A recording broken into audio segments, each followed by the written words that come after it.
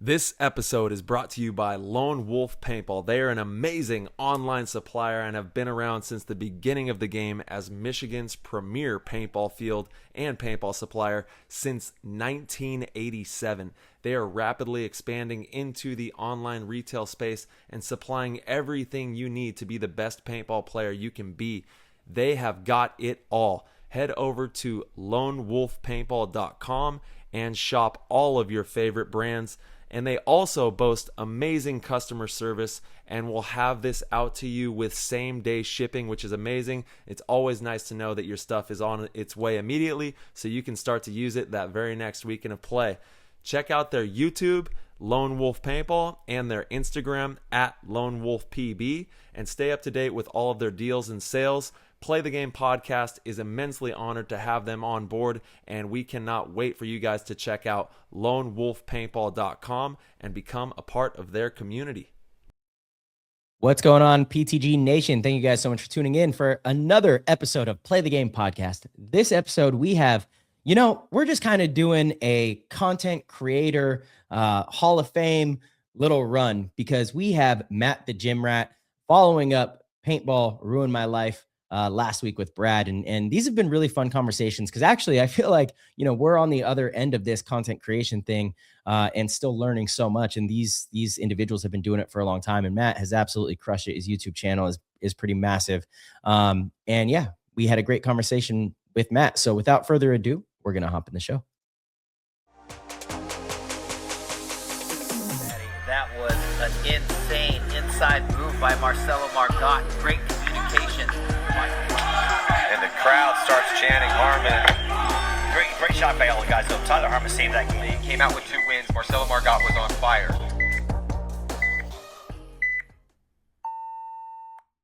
What is up, everybody? We are so excited for this episode. We hope you're doing amazing out there. We have on today's episode Matt the Gym Rat. He has been dominating creator who cracked the code on bringing paintball to over 270,000 people on YouTube, and that show is continuing to grow, doing amazing stuff there. We're breaking down how the media is putting new eyes on the sport, and you're doing a tremendous job of that, and the future of paintball. So, Matt, welcome to the show. We hope you're doing good, man. Awesome, dude. Thank you so much for having me. Right after the Super Bowl, I'm feeling good. Got a good workout today. The blood's flowing. I'm happy. Hell yeah. Yes, sir. I know. Yeah, good workout. Mandatory after a long weekend, especially Super Bowl weekend. Went in there, got in the sauna, got to run around, played some basketball, lifted some weights. Oh, there you go. It was nice. There you go. Yeah. My boy's feeling froggy. I love to hear it, dude. Heck That's right. Yeah, the game, awesome. It was kind of boring at first, just like the kicker was locked in, just sinking field goals. Dude, the kickers and the punters were making their money. Yeah, I saw something like that. Kicker has more points in the Super Bowl than like 6 of the top Alabama prospects that ended up going to a Super Bowl. It was like some crazy stat. I'm like, hilarious. Yeah, I mean, he was just, he was just balling. He had all the points. Dude, when you see 22 on the scoreboard, you're like, all right, something's been going funky here. Yeah, for sure. I know. I turned it off maybe after the third quarter because I was like, Seattle's got it. I was like, it's not fun watching Drake May like try and get his feet under him for 45 minutes. Brutal. Well, he did break a record, and it was I think he had like 270 passing yards in the fourth quarter alone. It's like the most passing yards ever in a quarter. I mean, obviously by then the game was so out of hand. It's like kind of a soft defense you're seeing at that point. And goodness, Will Campbell just couldn't block anything. Like everything he did just allowed the Seahawks a direct path to Drake May. Oh my god. Definitely not one of the better ones. Definitely not one of the better ones. No, definitely. We were hanging out last year for the Super Bowl on our way home from a practice.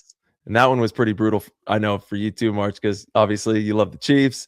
That one was it also was just a bad game. It was also just a bad game, because it was so lopsided early. So really that's 2 Super Bowls in a row that I really didn't enjoy either of them. And then obviously, last year was extra painful. See, I knew that I was with you guys. I was talking to Sahar about it yesterday because she asked where we watched Super Bowl last year. And I was like, I don't think I was in town. I'm pretty sure I was with Tyler and Rainey. I was with Impact. Yeah. And she's like, no, we watched Super Bowl together. I'm like, I don't think so. I remember being with you guys and being so mad because it was a Yeah. blowout, and so thank you for confirming that. Yeah, because I was, again, my mind was in a blender. I was like, was I home? What am I thinking of? Like, I You're remember going specifically crazy. it was the Eagle game. Yeah. Yes, For it sure. was. She was Yeah, trying to we got gaslight the me. Yep, she got you. We got the Lone Wolf crew in the house right now. Shout out to Lone Wolf Paintball as well and Amen. everything that they do for paintball. We were actually just talking about how, he's got them. If you're on the YouTube, he's got like a little placard in the back there, firmly attached to the wall. Very nice. Yes, firmly. Not Very with taste. Not with So tape.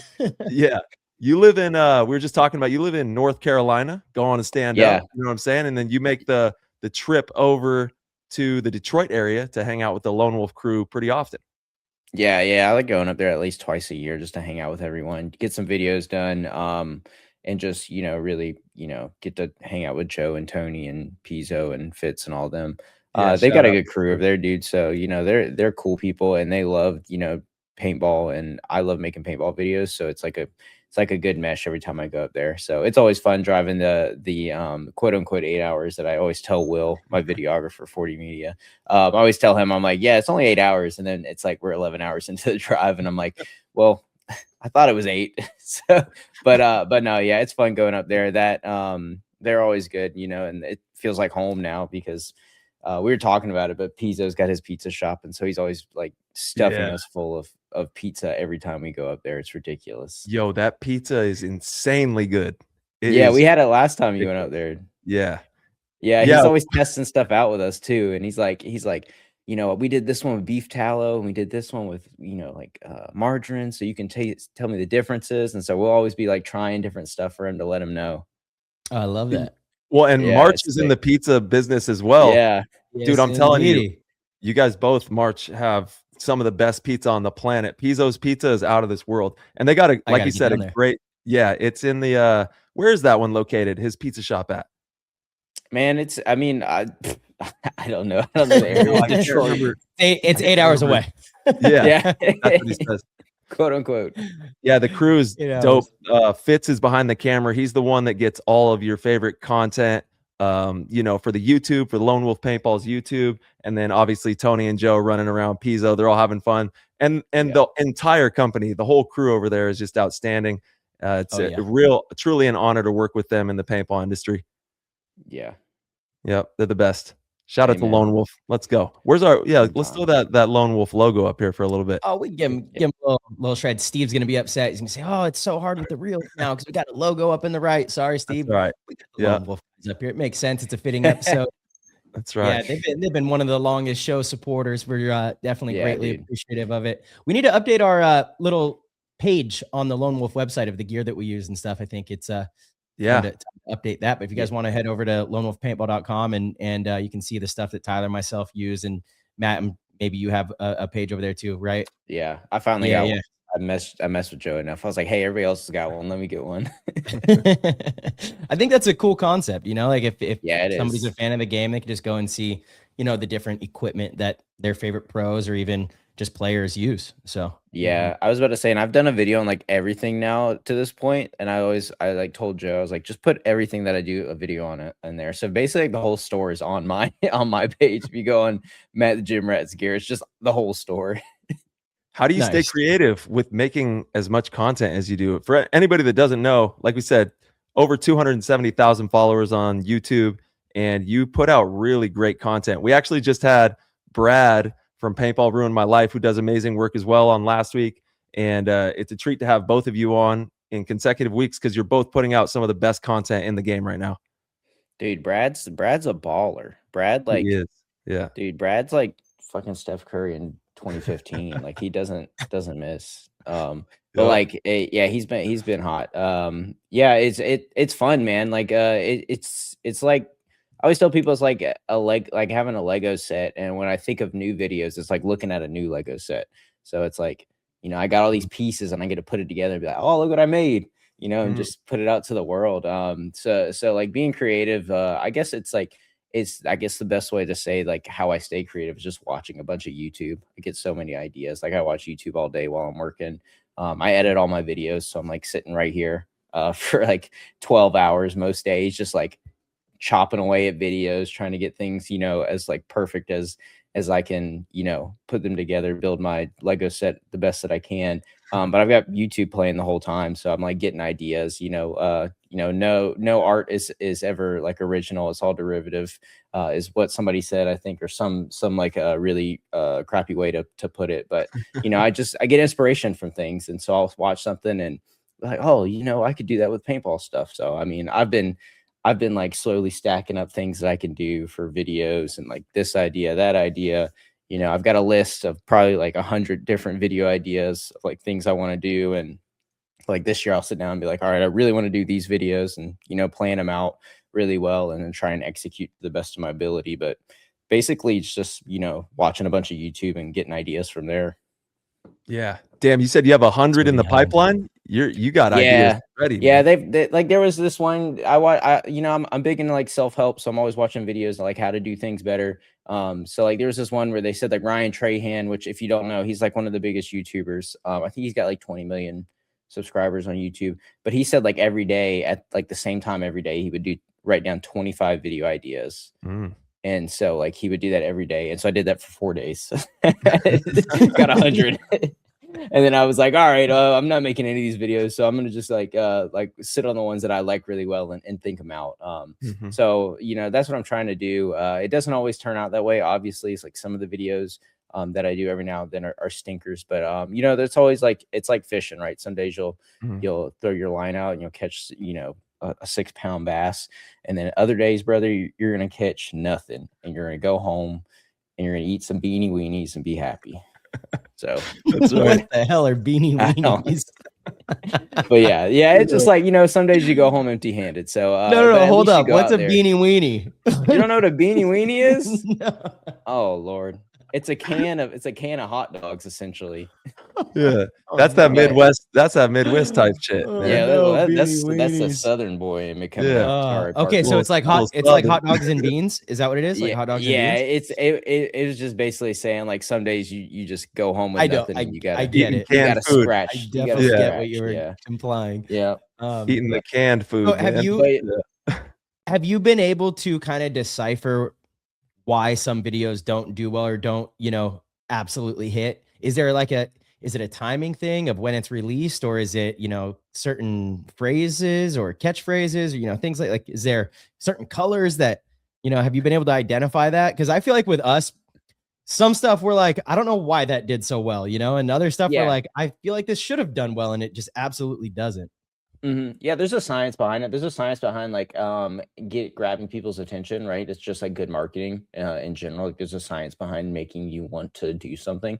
On YouTube, it's the attention platform. So like you're always fighting for people's attention, because guess what? Like anyone that's watching on YouTube, there's like a bunch of videos like right here that they could easily click on. But what's the reason for them to not do that and stay and watch yours? Or when you open the YouTube app, what's the reason to click on your video versus everybody else's? There's a science behind attention, like making things pop. But aside from that, dude, like what I found makes my videos best if I'm just excited for them. Like if I'm just excited to make a video, I'll put way more thought and planning into it, and I'll the energy. That's gonna work. And then I'm excited to edit it. And so I sit down, and I'll spend 2 weeks editing a video, and I'll put like all my time and effort to making sure the story's, like fully in there. Like I've got music in there that I really enjoy. Everything's, the right tone for the right time. There's highs, there's lows, all that other stuff. And it really just like kind of culminates into a good body of work. And then that with a good thumbnail and title is huge. Like if you don't go into a video with a thumbnail and a title, usually it's going to be hard to get people to click because you don't have a good idea, right? So you're just kind of like, sure. I guess today we're gonna go out and play at the field, guys. I hope you stay and watch the video. And people are like, I'm good. Yeah. So if you have like that good thumbnail title, like, like I guess like my World Cup videos, like I played the biggest paintball tournament on planet Earth, and then it's me, like the picture of me, and I put a lot of detail into the mask and everything, so it like pops. And then the green in the background of the overlooking, or like the drone shot of World Cup. Right. And so it's like the biggest paintball on planet Earth. You see like all of the fields, and then you see me in my paintball mask, and you're like, huh. And you click on it, and I say the NXL World Cup. It's the biggest paintball tournament on planet Earth. And I literally have that shot of the drone shot right there. So it's like, what I just clicked on is what I'm getting And it's like, you're telling me what I was wondering, like, what's the biggest paintball tournament on planet Earth? And then I'm like, and I'm gonna show you what it's like to play it. So yeah, there's a science behind it of being like, hey, confirming the click, making sure that it looks like, you know, something that people want to click on, but at the same time, like, if I do all that and the video just doesn't have the energy and doesn't have like the heart, then it usually ends up falling flat. Yeah, you got to deliver on that thumbnail. Whatever that thumbnail is, you got to over exceed the expectations of when they click it. They got to be captivated from the second they get in there all the way through. Yeah, it's for sure. Confirming the click and having a good hook. Yeah, it's huge. Yeah, you're right, Tyler. Yeah, your tournament recaps have been outstanding. Go check those out on his channel. And you've done a ton of different types of work, you know, lifestyle. Paintballs. Yeah, you froze some paintballs. That's right. We got to talk about that. We do got to talk about that. Yeah. Yeah, what was the diagnosis on that with the frozen paintballs? Fun, dude. I mean, so like, obviously everyone's heard the story. So I was like, all right, well, we're busting paintball mess. That video was a dud. I see, like that's one of the ones where it's like, oh yeah, but like, I guess I wasn't scientific enough for people, so people weren't happy about it. But the freezing paintball ones was fun. Because it was just like, did you have a lab coat? No, I didn't. See, man, I literally got a lab coat in there. That was your first fatal flaw right there, man. And I've worn a lab coat before. It's called Matt the Lab Rat. Like, that's my persona when I wear the lab coat. So it's like I've messed up and left that at home because we did that one at the Lonewolf office. So that's right. But yeah, it was fun. I just bought some dry ice and threw some different paintballs in there just to see if they freeze. They all froze, which was really cool. But it took dry ice, not normal ice. Yeah. No. Well, you can freeze. You can freeze just about anything. It just, what's its melting point essentially, and its melting point is the same as its, you know, cooling point. I think helium is like the only thing you can't freeze, like on this planet. Yeah, I'm a material science engineer. But that's what I graduated my degree. So with. Is that correct? I couldn't tell you. I was just about to say. I was going to say, yeah, you might know more than me on that, right? At this point in my life. But so this is another question I have, and I don't know if y'all know it, but like back in the day, did the different formula paint freeze when you put it in the like? No. So yeah, like no, it's not cold enough. So like a regular freezer, I think is around 0 degrees Fahrenheit, and I think that's like the recommended temperature for, you know, food, and water freezes at 32 degrees. And I think alcohol freezes at like negative 170 degrees. So I would be curious as to what the paintball actually freezes at. It definitely doesn't work if you put it in a regular freezer. Like that's why for the longest time we're like, it's just a myth. I don't think people were getting dry ice and putting their paintballs in there and bringing them to the paintball field, you know, and like had hard that whole experiment. Yeah, exactly. They just had hard paint, which ironically, it's actually soft paint that's like hard, you know, because it's like rubbery and and doesn't break well. And so that in that regard, you know, it's always kind of been a myth. But yeah, you pulled out the dry ice, and what temperature does that get to? Did you do you know? I don't know. You don't know? Come on, you didn't have all science. Jesus Christ! Come on, lad. Yeah, this is why this video didn't do good. I told you it wasn't scientific enough. No, all I know is that like I think the lowest freezing point for the oil that I looked up was like negative 40 degrees Fahrenheit. So, and like I'm assuming that the oil is like one of the main things that they use inside of the fill. And I went to the paint facilities and I toured it, and I didn't look at what oil they use. So I probably could have done that and figured it out. But at the same time, it was. What does dry ice get to? Like, what is that temperature? I don't know. Looks like negative 109 degrees Fahrenheit. Oh, damn. Okay, so yeah. Oof. Yeah. That is. It was probably a negative 109 in there or something like that. There we go. Something like that for sure. Yeah, that's crazy. And when you shot the paintballs, they were rock solid. These things were. Oh my God, dude. It was like, that's my genuine reaction. Like, that's my favorite thing to show them videos, because I think people think that I'm just like doing YouTube stuff, and I'm like, oh my God, because like I'm shooting stuff and it's like blowing up. I messed up because I wanted to buy a watermelon and I completely forgot because I was so excited to buy dry ice that day. I was like, oh my God, we're buying dry ice. We're gonna freeze paintballs. And then I fucking did buy a watermelon, and I was like, would have made the video. Watermelon, that would have been, well, me getting shot would have really made the video. Let's be honest. Everybody wanted to see that. So I was like, all right, maybe next time I'll get shot like once or twice. No, I don't think that's. Did you see what that thing was doing? I don't. Dude, it won't be that bad. I'll have a bruise, but I mean, Yeah, it'll be it'll for be the a good content, right? bruise. I Yeah, might break a Science. bone. I don't Joe, know. We- I don't recommend. Joe or I don't Tony. recommend this. Yeah, definitely not. But I'm sure Tony would be laughing his ass off if he got to. Oh yeah, You know. yeah. Maybe we could shoot Tony too. Pizzo's got plenty of cushioning. We'll use him. Dude, Shoot they got the pizza. best squad. And so when you go out there, you guys spend probably a whole day or two, I would imagine, just filming a ton of content. That way you could chop it up and like just trickle it out as, you know, every day you put out another Yeah. piece over the months. Yeah. So I'll go up there, and so like we'll spend a day filming like Lonewolf videos. We'll spend a day just kind of like hanging out, talking about like videos that they could do or video ideas. So usually like the first day show up, we'll talk about video ideas. The second day, we'll film Lonewolf videos that day. So we'll do like 5 or 6 videos. Well, a lot of fun doing that. Like we're brainstorming, we're bouncing ideas off of each other. All right, let's do this, let's do that. We did the one where like I answered the most search questions on Google for myself. So we did that one. So that was pretty fun of doing like the, I don't know who does it on YouTube, but like they'll just like be like, does Matt the gym rat blank? And then they'll like work out. And I'm like, yeah. And I'll talk about my workout. So that was really fun. And then the next day we'll usually do like all of like one of my videos. And then we'll walk around the warehouse doing like some short vertical videos. Like if they got new paintball guns, I like reviewing the paintball guns. So talking about all the things they come with and then getting to go shoot it. Or like I did the Amazon video there when I went there and I bought like $600 worth of Amazon stuff and we tested it all. You know, Yeah, that one was really good. You got to tell us about that. Let's talk about the Amazon stuff. That one was great. Yeah, that's fun, man. They got some crazy stuff on there. So the coolest thing that I bought was the last thing that I showed, which is good YouTube, by the way, guys. Save the best for last. Right. But it was this Derringer pistol, and it was it was one of the scariest things I've ever done in my life when it comes to paintball. So it's got like the back of or like a shell casing, but you put a piece of aluminum in there and then you fill it up with compressed air. And so like it's like you like screw a thing on and you fill it up with a compressed air and then you slide it in there and then you put the ball in like musket loaded essentially, and then you close it and then you pull it back and the lever like pops the aluminum piece that you slide in and it allows the air to shoot the ball that you load in forward. So it's a one shot.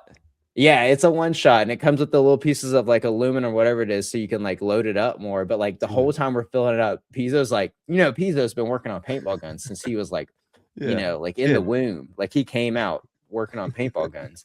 But he's like, don't do that. And I'm like, what do you mean don't do that? And How much was that one? How much was the gun? It was like $220 and I bought like some rubber paintballs to go with. Yeah, dude, it was like the smallest thing I bought too. It was like this big. It's like the size of it was smaller than my hand. And Pizzo was like, don't do that. And I was like, what do you mean don't do that? This is not what you're supposed to do.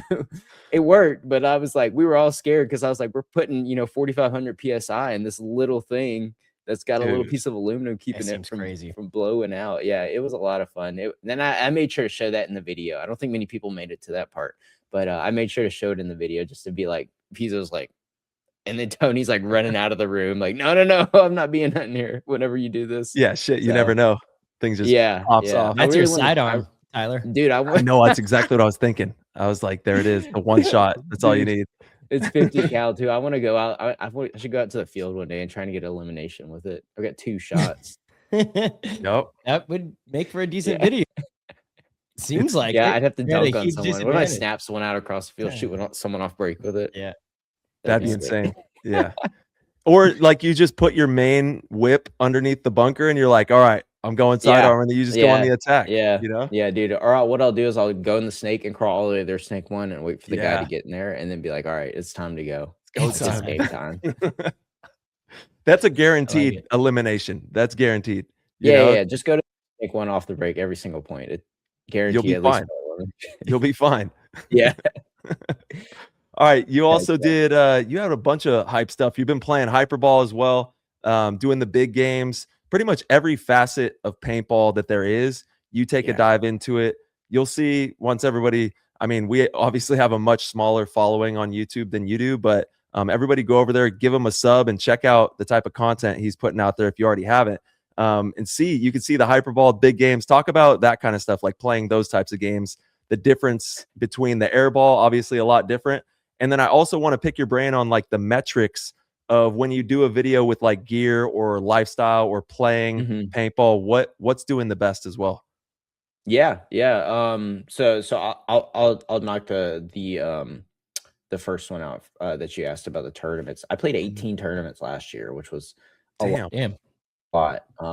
I think maybe the fit guys are the only guys that played more tournaments to me that I could that I know of, because they play so many tournaments out there at the field. But yeah, I traveled for like 90% of those.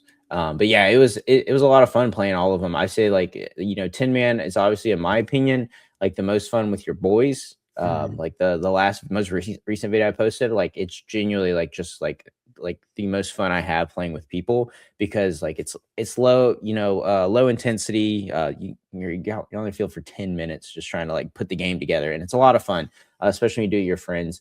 It's very competitive as well. Like lots of good players. Yeah, it's weird, man, because it's like I always tell people it's like a refereed day of rec ball that's really serious. Like you're on some big field and you're playing with a bunch of guys that are like your friends, and you're shooting mechanical guns, and it's a lot of fun. And getting to travel and play, I got to play on some really dope fields this year. Like there were some sick fields that we got to play on. So I played Pittsburgh, and then OXCC has this freaking Connex field that we played on for the tournament, dude, and it was insane. Like I'm talking about, like there's 6 Connexes on the field, and they're like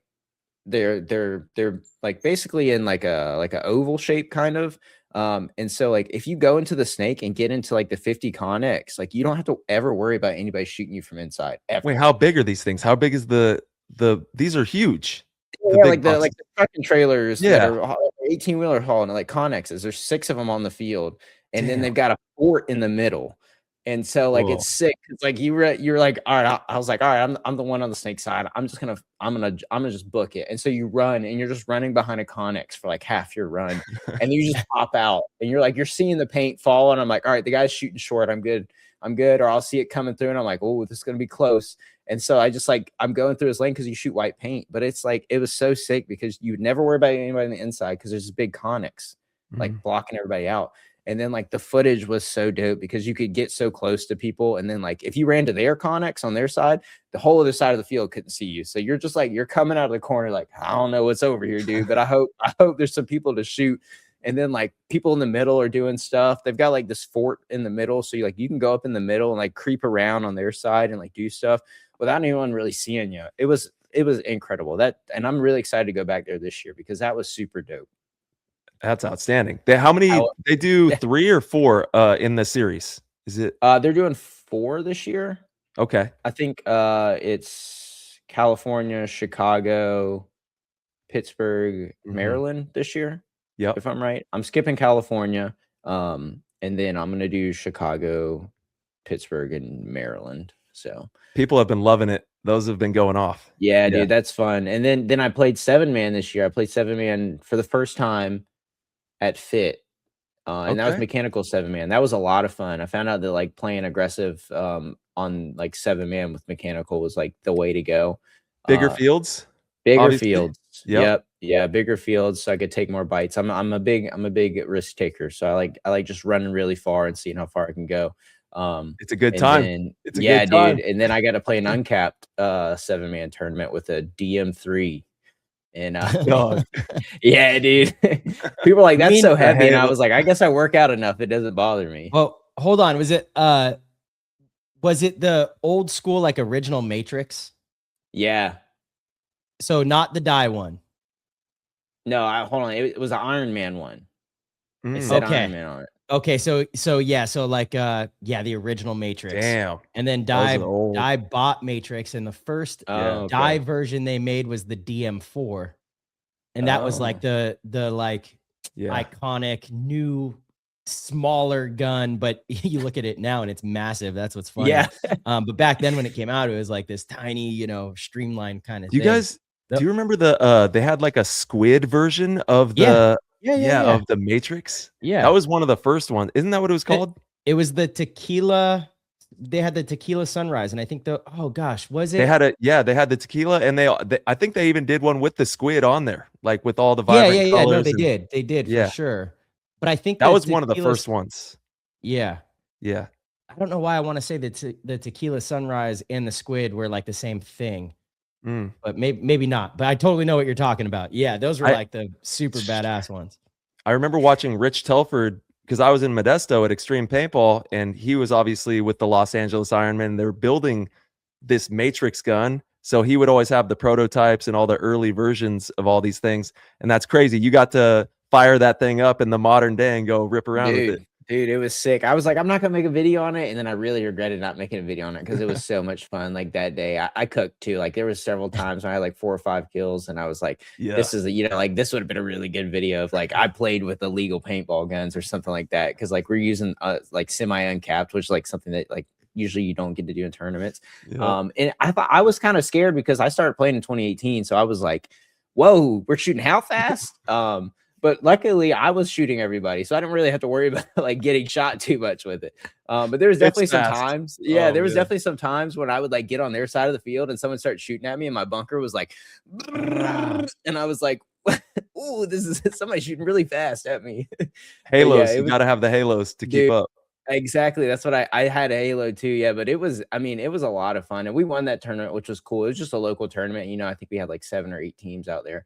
But they're doing 2 this year at it's at Paintball Central in Greensboro. But I'm really excited to go play those because like definitely had a lot of fun. Like we all had old school guns. We were called the Claus's Army. There's a guy on our team named Alex Claus, and he has like 70 old paintball guns. So everybody had like shockers and freaking Timmys out there. We had everything. So dude, Santa Claus hooking it up, dude, with the gifts.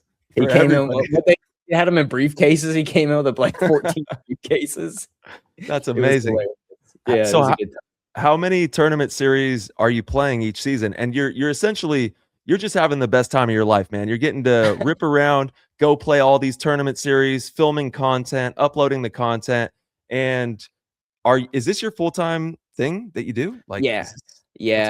I dude, I don't go a day without like realizing how blessed I am to like do this for a living, right? Like I remember in college and when I worked a regular job, I'd like look forward to the weekend so I could sit down and work on my videos. And then go play paintball, and now that's all that I do. So it's pretty sick. So yeah, it is like you said, dude, it's a blessing to be able to do that. And like you asked earlier about like what does best. That's the fun part of like figuring it out, because you always take like the shots in the dark of being like, I feel like this might do good.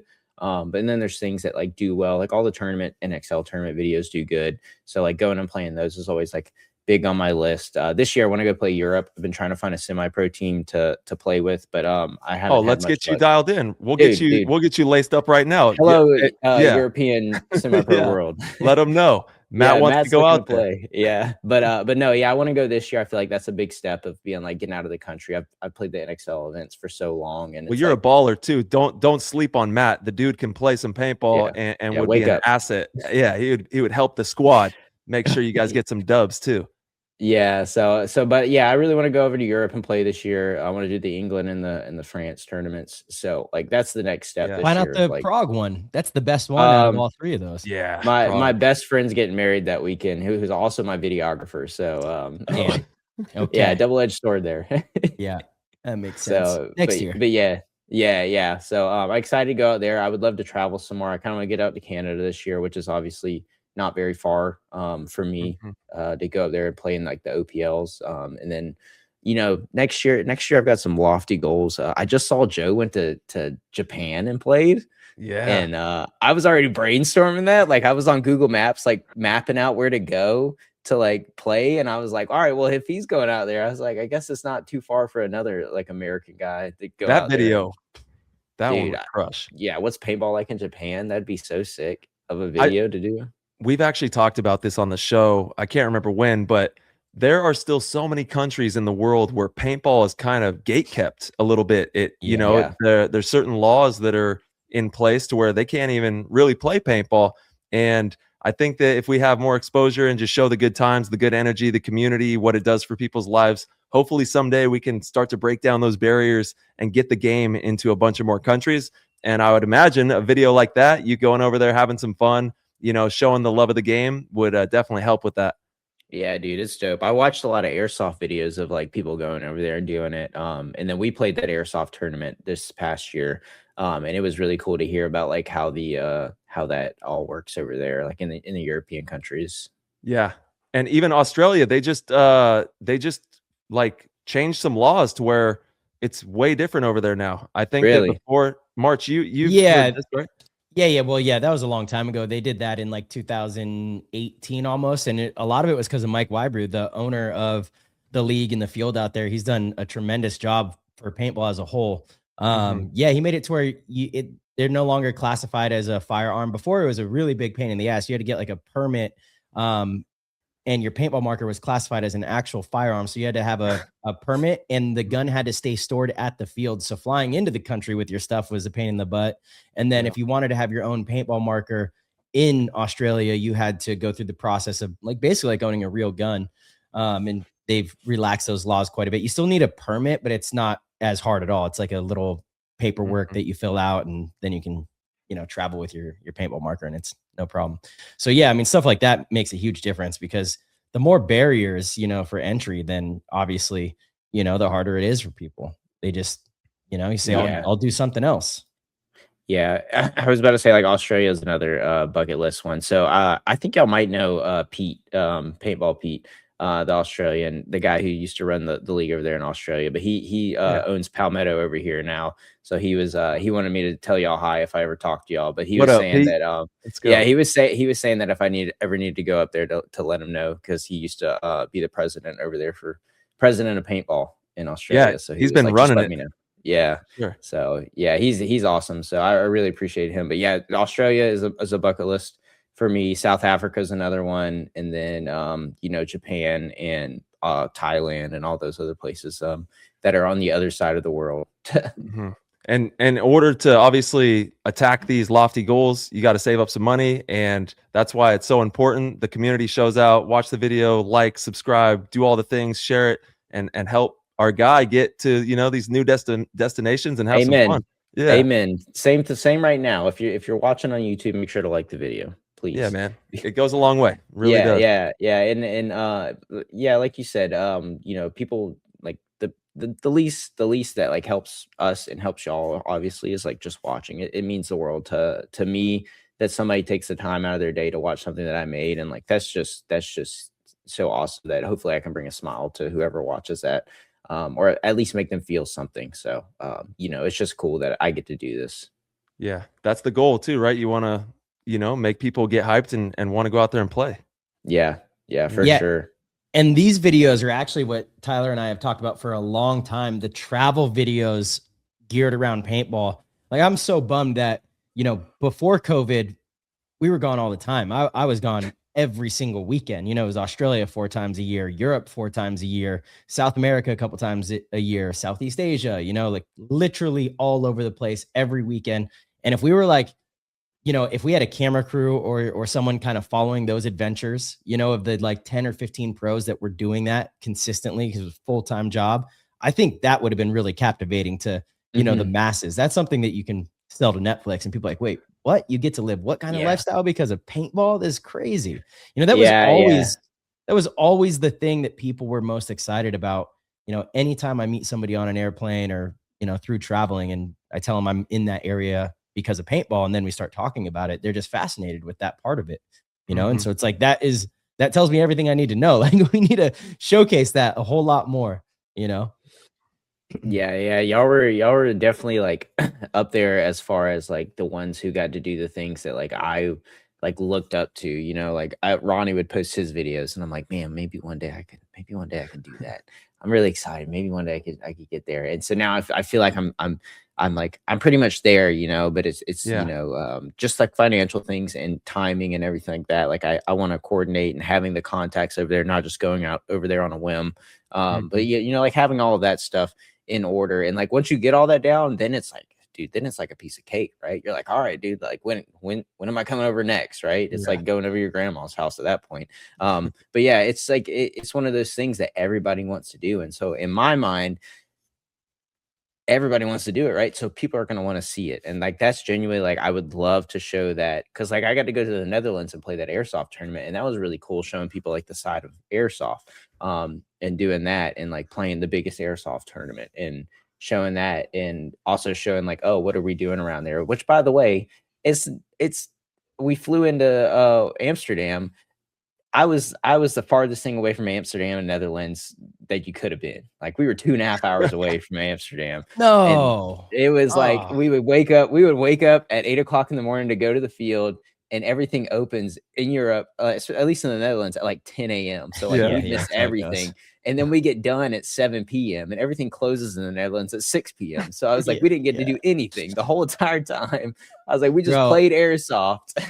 That is literally the first maybe 7-8 years, or of like traveling internationally. I remember I went to France, Paris specifically, for like 5 years before I even saw the Eiffel Tower, outside of like seeing it, on the plane when you're landing. Because literally you land, and then we would drive an hour and a half out to the middle of nowhere where the field is, and you're at the field all day, and you're like, and you're just kind of in and out. And then as I got older, I was like 24, 23, 24. I was like, okay, if I'm going to these places, I'm going to stay an extra couple of days, maybe a week. Yeah. I'm going to make a trip out of it, maybe do a clinic, and kind of actually visit and see some of these places. Cause it's kind of crazy to go to France, that many times, and then not even go see the Eiffel Tower. Like, it's like just wild. But that is how, everyone's always like, oh, you're going here. Like, that's so cool. You're going to be in Chicago. And it's like, yeah, kinda. We're not in the city. We're just outside, but it is getting a little better. We're going to be inside the Tampa Bay Buccaneers Stadium, which is just absolutely epic. Can't wait for that. That's going to be so cool. That is wild. But no, Matt, did you guys win the airsoft tournament? No, we got like 4th. That was being transparent. Yeah, talk to us. Miserable time. Whoa, why? I had a terrible time. So first off, are people cheating? Is it like bouncing off them and they don't say anything? What's going on out there? This is the big thing, is like, they are so adamant on you not cheating that they will sacrifice hours to make sure that no one cheats. Wow. And by I say that, they have replay systems. Whoa. And they will. So when I tell you, we play split deck. So no cheating. There is no cheating. Yeah, like there's like no cheating. And I'll explain it all to you. So split deck, 15-minute matches. You have challenges, and you can challenge if you think someone got shot or if somebody did something like that.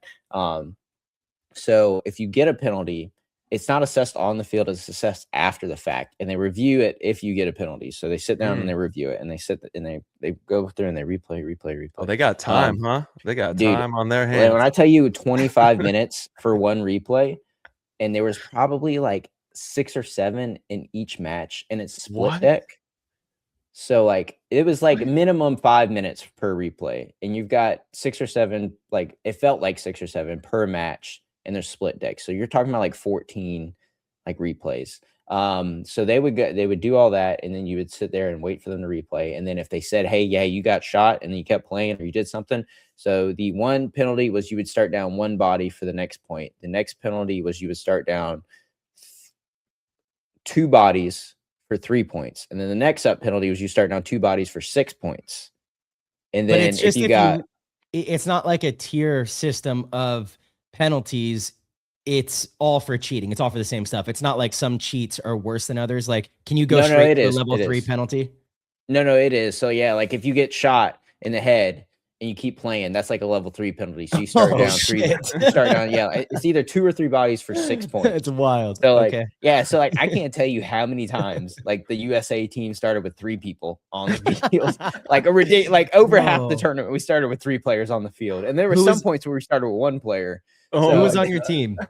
Like there's nobody that like they're all none of them play paintball tournaments besides Gavin Day is the only one that plays. He plays semi-pro for DMG. Dude, I know Gavin Day. Yeah, I was gonna say and he was cool, and it was a lot of fun to get to know those guys.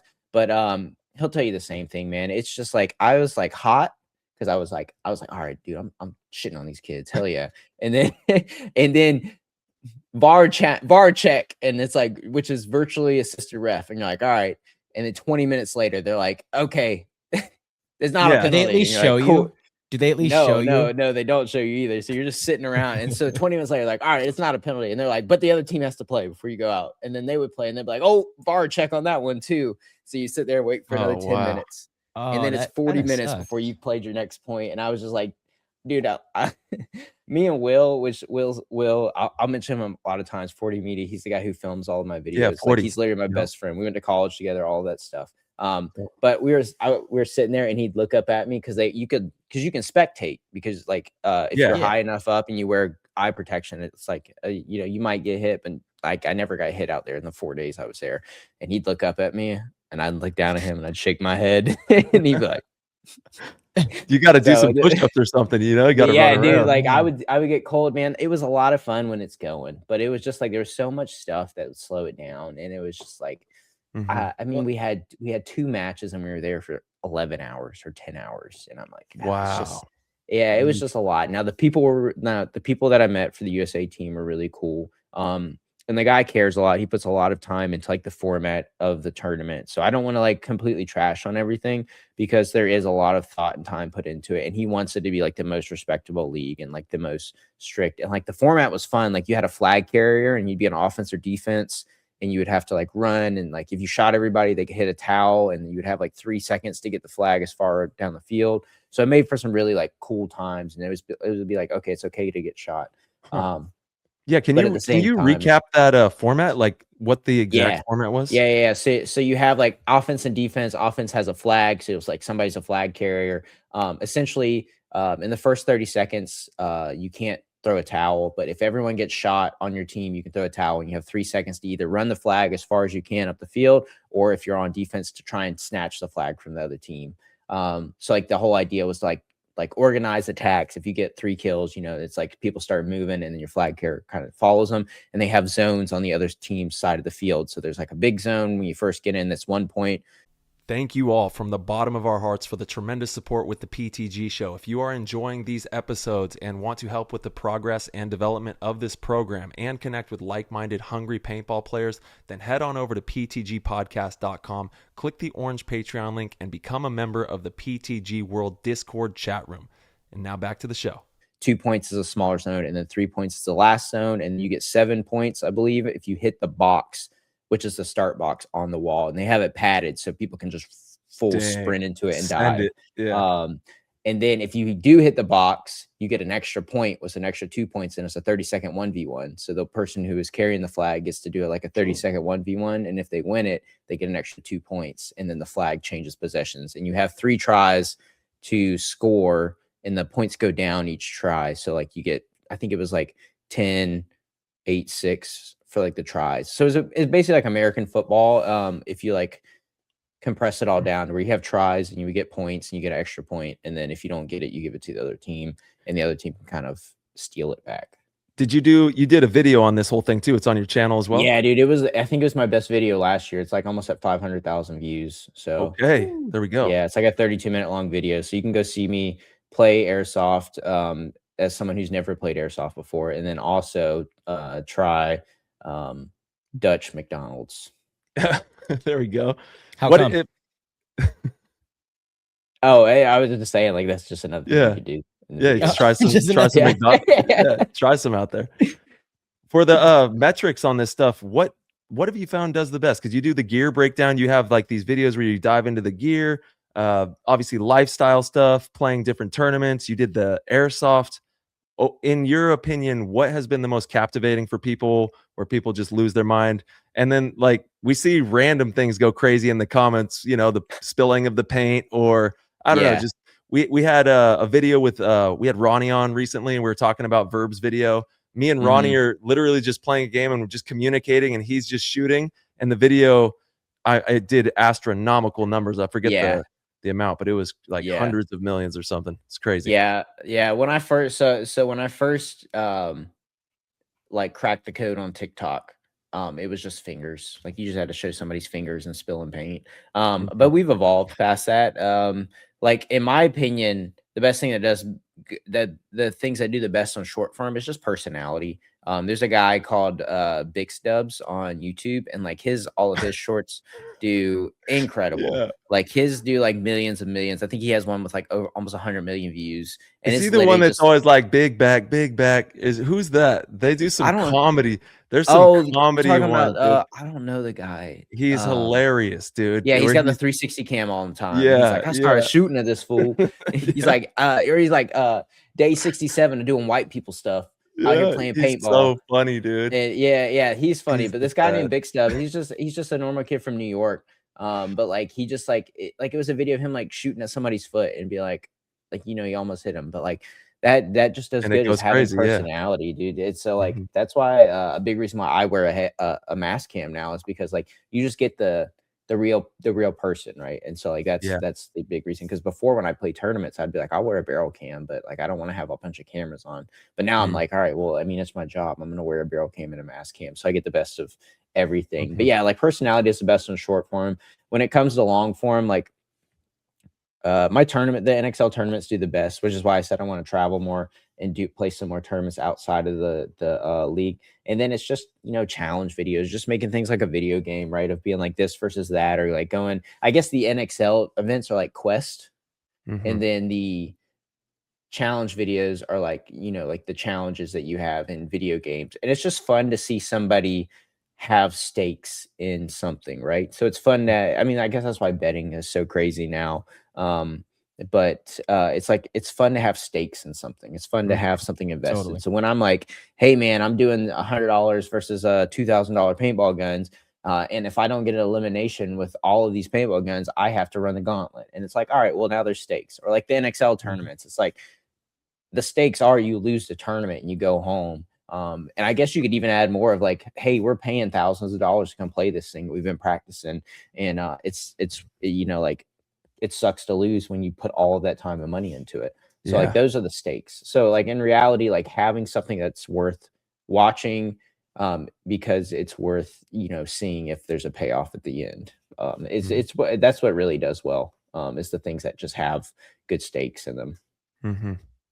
Dude, absolutely. And actually, Chris Caputo, he just did a piece about leverage that they dropped. And I got a couple messages from people just like, they're saying, all right, I'm a huge fan of leverage now. And it's what we've been talking about this entire time, March, telling the stories. He masterfully told the story of his experience with leverage, how, the grit to get to where they were. They made it into Sunday at World Cup and created a natural buzz around the program just off of the story and the drive and the heart. And now they have fans. They have people who want to tune in and watch, because there's something at stake. These people are putting it all on the line to be out there and they want to see what happens. And you got to really grip the viewer like that. So I got to tip my cap to Caputo for putting out that piece of content because it did really well. Yeah, it's about time, Chris. It's about time. If you're listening, Chris, it's about time you put out some more videos. We've been waiting. Let's We've been go. waiting, brother. Come Come on, on, Chris. It seems like yeah. we have a great team, man. A lot of people are putting out some really good content. There's more and more content creators, popping up every single day. So yeah, it's awesome, man. And like y'all had Brad on last time. This dude, he's the Babe Ruth of freaking paintball YouTubers right now, because he just knocks it out of the park every time, and it's ridiculous. Verb's doing good. Nick was making YouTube content for a while. He was doing like the Wrecking Crew stuff. He was doing an incredible job. He had like a background in YouTube coming into it, so he did an awesome job. Then like Ronnie's still putting out videos, which is insane that Ronnie's been doing it for this long. And then Don. people like Austin Slays, Brandon, those guys just like showing people like what it's like to play paintball and just like how much fun you can have at the paintball field. Like there's I do CrossFit now, and it's like it's so similar that you get to go and you get to do this activity and it's fun and you're in this environment. There's also a community there, people that you see. Like I do the same classes every day, or like the same time classes. So like I go there and I see the same people, and it's fun to like see those people. And it's the same thing with paintball. Like we just want a community and we just want to have fun and do something that not only gets us away from like our day-to-day lives, but also like gives us a purpose. And like that's awesome to have that in paintball. And I realized that at a early in my career is that like, hey, I wouldn't work out as hard as I as I did if I didn't have paintball, you know, and I wouldn't make these videos if I didn't have paintball. I'd do other videos that probably wouldn't be as inspiring or as cool. But because I have paintball, I have a reason to go hard in the gym. I have a reason to, Passion. you know, to like get up and do things that I usually wouldn't do. So like that showing paintball is huge because then people can get into it, and there's a reason behind all of it. Mm-hmm. I love the motto too. Another deposit. You'll hear Matt always saying that, you know. Yeah, man. Yep. It's Yeah. just, hey, another penny in the jar, another step forward. That's right. Just whatever it is, right? It just everything you do every day can take you just a little bit further, whatever your goal is. So I also got to give a shout out Dylan. Dylan's been crushing it as Dude. well. And we have Cassidy Sanders. We just did an episode with him. He's going to be back in the fold. He's trying to crazy. get on the field. That's awesome. Obviously, Quitski and Danny Lincoln, of course. I mean, we've named off so many different creative people that are really putting out quality work year after year. And it's only a matter of time before, you know, it's just it's like the threshold. You got to break through the threshold, and then hopefully someday we can land like a deal with a Netflix or something where we can have an episode, you know, like a series about paintball. That's really, I think, the next frontier for paintball, because what we've learned and what we tirelessly talk about is it's about obviously the product of the game, but more importantly, it's the stories, it's the people. It's the people that you fall in love with, that you want to follow along on the journey. And if we can get something like that onto a Netflix, I think, man, that would really take the sport into new frontiers. And then I think there's also a way that we can hopefully someday become a part of local communities and local schools and have local paintball parks paired with the schools, to where you have, like, you know, every school has a paintball club and they all play at this park or said park. And then maybe you get funding from the state that would go towards the schools that can help the park. And we have like these amazing events in our communities.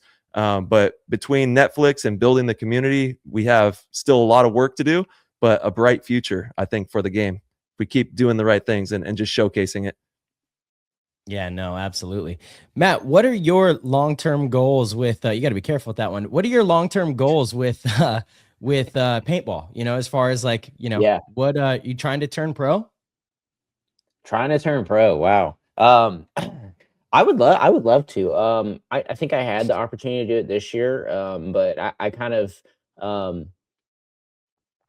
I personally, I don't think that I'm ready to do it. I kind of want to win a little bit. I've never won an NXL event. So like, I'm really at that point where, you know, I turned 29 this past year. So I'm at the point where I'm like, I want to do this thing with the people that I want to do it with before I go for like something else, you know. Like I'm in a position where I can do it with my friends, and I feel like we're good enough. So I want to win and just have that, versus like being just having the label of being pro. Now, I don't think that like you got to shout out the squad. Yeah. Come on. Yeah. Let everybody know. Can't yet. Oh, yeah, it's gonna be a video. We'll drop it in a video, but like if anybody's made it to this point, it's a teaser. Yeah, it's coming in a video. But that's how you get them. There you go. Yeah, I wanted to go far on Sunday and win a tournament at least once in my paintball career before I was like, all right, let's do the pro thing and have the possibility of just struggling in the 4 prelim matches, you know, for years and years. But at the same time, that was a possibility of like I was thinking about going to some tryouts. I just ended up not going so I could do the thing with paintball, because in reality, like being pro is cool. And y'all have been pro for a very long time, but at the same time, like if I'm not having fun with it, it's not worth it to me. So, and like, that's why we do the paintball stuff, right? It's because like we enjoy it at some level. And I was like, I can get best of both worlds of being competitive, making good videos, and also like hopefully getting the goal of winning. But saying that, there's also another side of that, of like how I make my money. And the big reason why I make my money is the sponsorships and things like that. If people sponsoring the videos, I work with Core, which is like the JT brand, and all that. And it's like, if I'm on a team and I can't wear any JT stuff, that comes into the fold of like, hey, you have to wear X, Y, or Z mask. You can't wear your Proflexes. And in my contract, I say, hey, I'll represent JT in some type of way in all my videos. And if I do a sponsored read, it's like, hey, you should wear the Proflex, but I'm not wearing it. Um, so it's one of those things where it's like, what do I really want? And I was like, to be honest, like my favorite thing to do is exactly what I'm doing right now, which is like waking up and You're making just enjoying videos. the game. Yeah. Dude, I mean, like they always talk about it. They're like, they talk to the guy who goes out and fishes every day and brings home and feeds his family. He's like, well, you should get a bunch of people to fish with you. And then you could like, buy all these boats, and then you can make this big company, and then you can retire and go out and fish and feed your family. And he's like, well, why would I do all that to do the same thing I'm already doing? And I'm like, why would I jump through all these hoops to do all this thing to do the same thing I'm just like happy to be doing? So I was listening to a podcast yesterday, and it was really sick because like they talked about it's not about building a big business or doing these big grandiose things. It's about like the 30-year career, the 40-year career in doing it. And I was like, damn, that really brings some perspective what I want to do. It's not about me building this massive paintball business and being like, oh, I'm making all this money. It's about, am I making videos when I'm 50 or 60 years old, telling people about paintball or something like that in some type of form, and being like, hey, I'm going to retire from this. And I've been doing it all my life. And it's the one thing I love, So like, like that's the other thing of like, hey, what am I really here for? And it's like, I'm already really happy where I'm at. Like, I'm not satisfied, obviously. I want to make better videos. I want to travel the world. I want to do the things that are going to bring me more success. But at the same time, that would allow me to make this a long career. So turning pro is one of those things that regardless of if I do it or if I don't, that I'm still going to do what I love. Right. So it's one of those things that like I can put it off for a year or two because I feel like where I'm at right now is a good spot to grow. And that I think being pro would be good growth for my play, but I don't think it would be as much growth for my content in the way of like having, sponsorship conflicts and money conflicts and things like that. Yeah. Absolutely. Well said. 100%. This kind of coincides with a question from the Discord from Fab. We're obviously talking all things content. Matt, love the content. What could fields, tournaments, and the NXL / Major League Paintball do to be more accommodating to content creators like yourself? More accommodating, man, that's sick. So I have to say that Paintball Fit is literally like the top tier of fields in my opinion. Like Johnny puts so much time, effort, and money into content and everything on that field or in that field. I was out there a couple weeks ago and we played the Hardpoint tournament, and I'm just saying this, that is the most fun I've ever had playing paintball in a tournament. Like, holy cow. When I'm talking about I had a 15 kill streak because there's respawns. So like people are just coming in and I'm like, I go up to the 50 and I'm like, oh shoot, like the buzzer is out in the open. And I'm just roasting everybody who runs up to it. And I'm like, and in my head, I was like, I was worried that the video wasn't going to be good because I was like, I don't know how many people I'm going to shoot. I don't know if I'm going to hit the buzzer, dude. 5 minutes into it, I'm like, the video's good. We're good, guys. Don't even worry about it. I was like, I just shot 18 people in the first 5 minutes. We are good, boys. That's hilarious. Like it was sick. Yeah. So like that, like he's doing good things. He's thinking outside of the box. He's bringing people in. Like he brings me in to come play the tournaments. He asked me to come out there. It's always a yes for me as long as it fits in the schedule. He brings in videographers to film and make videos about it, and that's huge. Like doing all of that allows for people to just come in, do what they do the best way that they can do it. And then it just showcases everything else. Right. So like allowing people to do what they need to do is just huge. Like if the NXL was like, hey, Matt, we want you to play the events, but you don't have to worry about paying for entry so that you can come here and do the best videos possible. And you don't have to worry about like the high, high barrier for entry for the cost. Like that makes my videos way easier to make. So if you want really good videos, what's the best way to do it? Well, you make them easier to make, right? So it's like, hey, I can put more money into paying another videographer.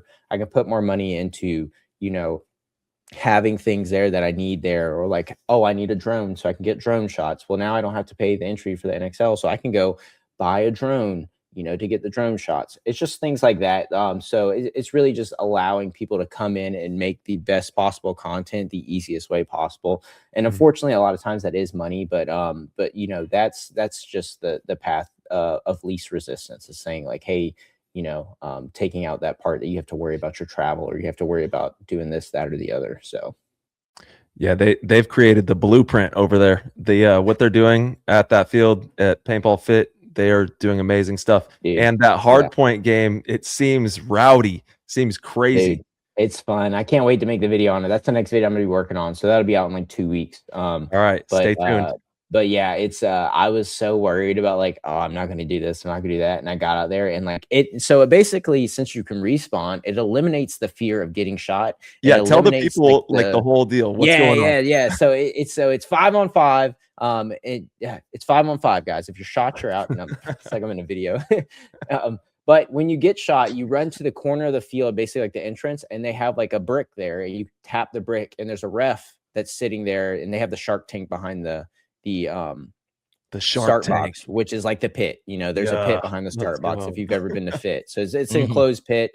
But you have like 15 people on your team, and so there's 5 people to start and 10 people in the pit. And as soon as somebody gets shot, they run over there and touch the box, and there's a ref right by the entrance, and he says, "Yeah, you're good to go." And another person runs out, and luckily he put a brick by that spot so you can't get spawn camped, because they had problems with people spawn camping everyone.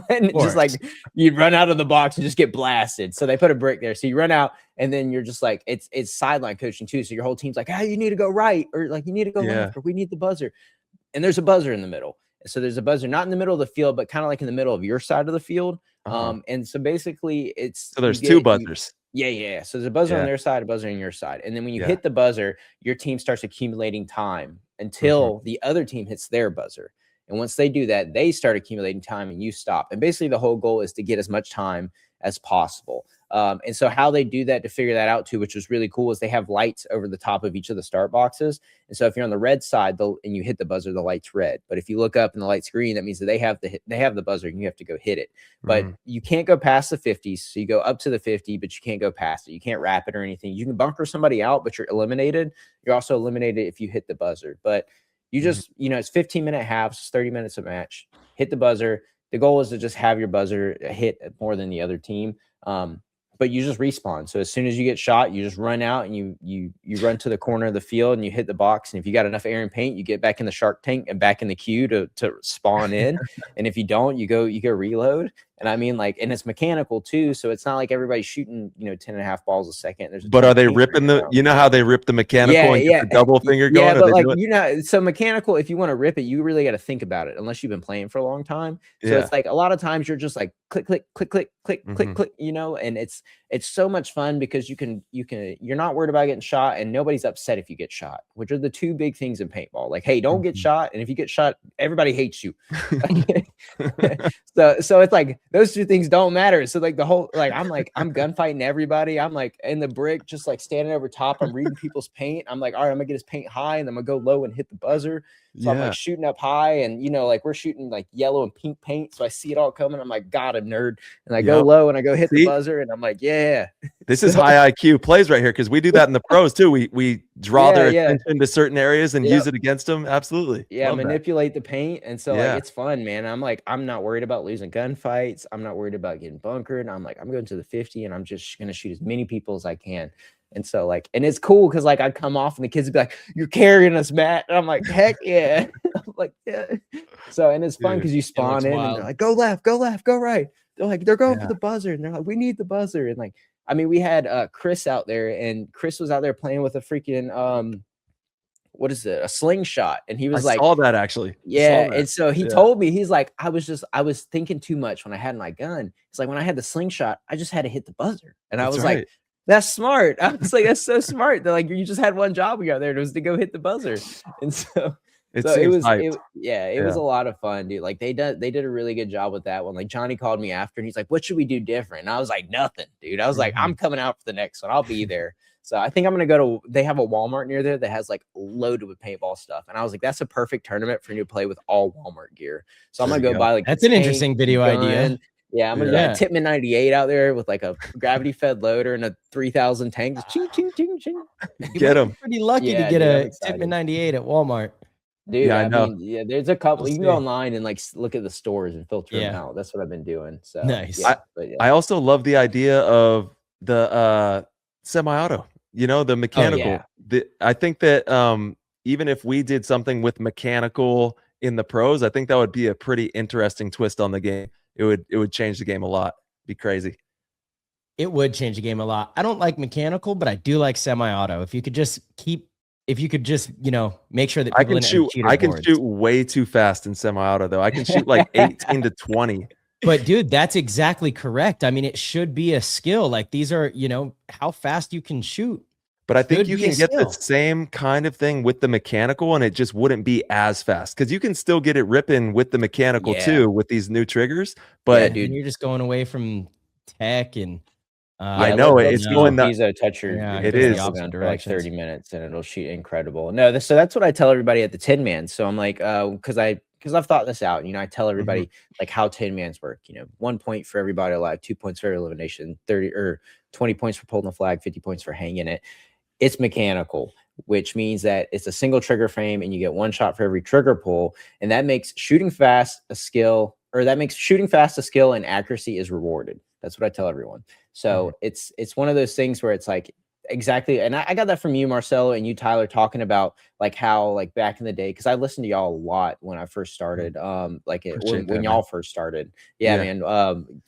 So me and my brother would talk about them all the time. But when y'all first started, you would talk about how shooting semi would be a skill. And I'm like, yeah, that makes sense. So that's what I turned it into whenever I was telling people about mechanical. Like shooting fast is a skill because you got to be able to either pull it some type of way, and also like if you're shooting like this off the break, like your paint's he's just moving his hand all over the boards. Yeah, like so like if you're able to shoot really fast and accurate at the same time, like that's huge. And I think it's way more, or excuse me, I believe it's harder, and obviously it is, to shoot that fast with 1 finger in a single trigger frame versus the 2, which is why like I'm on Tyler's side when he talks about it, of being like it would be sick to have mechanical, one because like accuracy is like hugely rewarded, right? So like hitting, that's why I fell in love with mechanical, like playing it, because like you would hit those shots where you shoot 1 ball across the field and you're like, oh, hit him. What? Yeah, let's go. Yeah, or like you're down the wire and you're just like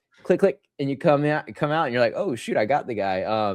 But yeah, at the same time, like it would change the game a lot. But I'm rambling at this point. Off the break shooting. Shooting would be tough. I just think it's really sick. I know, and that, that's like, what that really speeds the games up. That's right. Yeah, we've talked about that. We don't want to, make it more difficult to shoot people on the break. That's yeah. Because if you get an elimination or 2, those games, they go flying. Yeah, if it's easy to run everywhere and it's 5-on-5 and you're both in Snake 2, you're both in the Dorito 3, like it's just going to be a slow game. But maybe not if people can't hold lanes as fast. Maybe you're more enticed to make a big move. We'd have to play that. I'd be curious. Yeah, there is a bunch of fun formats that are going on, and the Glowball too. I know you've been playing the Glowball. Yeah. That's been hyped. That's another iteration of the game that's really fun. blowing up right now. Yeah. Ryan got to do it recently too. He went out there to Giant and did that. Dude, that's a lot of fun. Like it's so different from spot to spot. So I played it at Fit first, and it was a lot brighter there than at Giant. So at Giant, it's like when you shoot someone, you're like, oh wow, I shot that guy. It's like they glow. So it's like at Fit, everyone got the beanies and everything. So I would shoot people in their head and I wouldn't notice it. Like the ref would call them out. We'd be playing in tournaments, but I wouldn't notice it. And they're like, oh yeah, you shot that guy. Oh, sick. And that was fun because you can see everything. But at Giant, you're like, all I see is like some dots. I'm like, I'm shooting at the dots, boys. I was like, is it moving? I'm shooting at it. Yeah, because if they don't have a glowing goggle system or the jerseys, yeah. So that's like pickup ball. Yeah, Giant is pickup ball. So they're like, hey, you should wear bright stuff. And you're like, all right. But like, at Fit, they're like, everybody's got bright stuff, and we're gonna make sure. Yeah. And that's something that we're actually doing one at Capital Edge Paintball Park at the end of the month. So if you're in the area, Northern California, HK Army, Marquee, Impact, we're all going to be out there and show some love for the Glowball side of it on, I think it would be Saturday night, the 28th in February. And I actually have some glow jerseys that I'm getting made right now. So I'll have like a full glow fit going on. Let's go. Yeah, Nice. let's glow. The Glowball. I mean, it looks incredibly cool. It definitely does. Like the visuals of it are sweet. Yeah. The optics are crazy. Yeah. Matt, Dilly Kills, he wants to know, how do you feel about the meta glasses? And have you considered adding them to your arsenal for content? I would have assumed you already had them, but yeah, how do you feel about the meta glasses? So there's some big things that keep me away from the meta glasses. Ooh. There's 3-minute record limit, which obviously Yeah. is enough. But for me, like making long form content, I just want to be able to click it and record it and leave it on. The other thing is that it only films vertical, and like my big thing is long form YouTube videos. So vertical would definitely hinder that. And then wearing glasses while I play. Now I'm sure like it's not that bad. But it's just another thing I would have to add to having on. Now if they do all of that and fix all those things, I don't have an issue wearing them. Now I do work with Insta360, and I signed a contract with them for like to have them as my like action camera that I use. And I'm perfectly fine with that because their action cameras are sick, and I've found a perfect way to have them on my mask and never have an issue. I don't know if y'all have seen it, but like the Go 3S is literally like, it's smaller than 3 paintballs. And I've said that a million times on my videos. It's 33 grams and smaller than 3 paintballs. And it doesn't stick up like too far, right? No. I zip tie it onto my mask. That's so it's right. physically a part of my mask, and it's sideways, and it's literally like you would get shot in the top of your head before you ever get shot in that camera. And it's one button press to start and stop recording. And the really nice part is, since I have it just on a zip tie, is if I'm playing the right side of the field and I'm holding my gun in my right hand, I don't want my loader in the way. I pull it out and flip it over so the lens is on this side. So as long as I'm shooting in my right hand, you don't see my loader in the way. So you'll see everything I'm shooting at.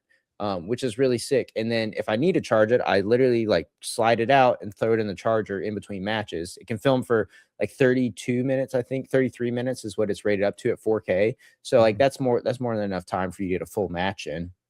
And a little bit in between. Then I pull it out and I charge it. It charges in less than 20 minutes. Then I slide it back on. The same thing with the barrel cam is the same way. So like those things are really nice. You can also do the same where you put it inside your mask if you really want to. So instead of having it on top, you just push the zip tie down and slide it in that way, and you can have it inside your mask.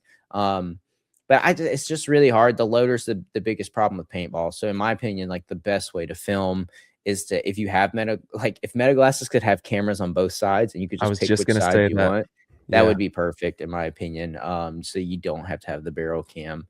I want to pick your brain on this because I think it's really important. There's been talks of, putting a camera all over the place, and you're saying that we need to have 2 cameras, essentially one on each side of the goggle, and you could be capturing all the content or switch to whichever one you want to view the lens through.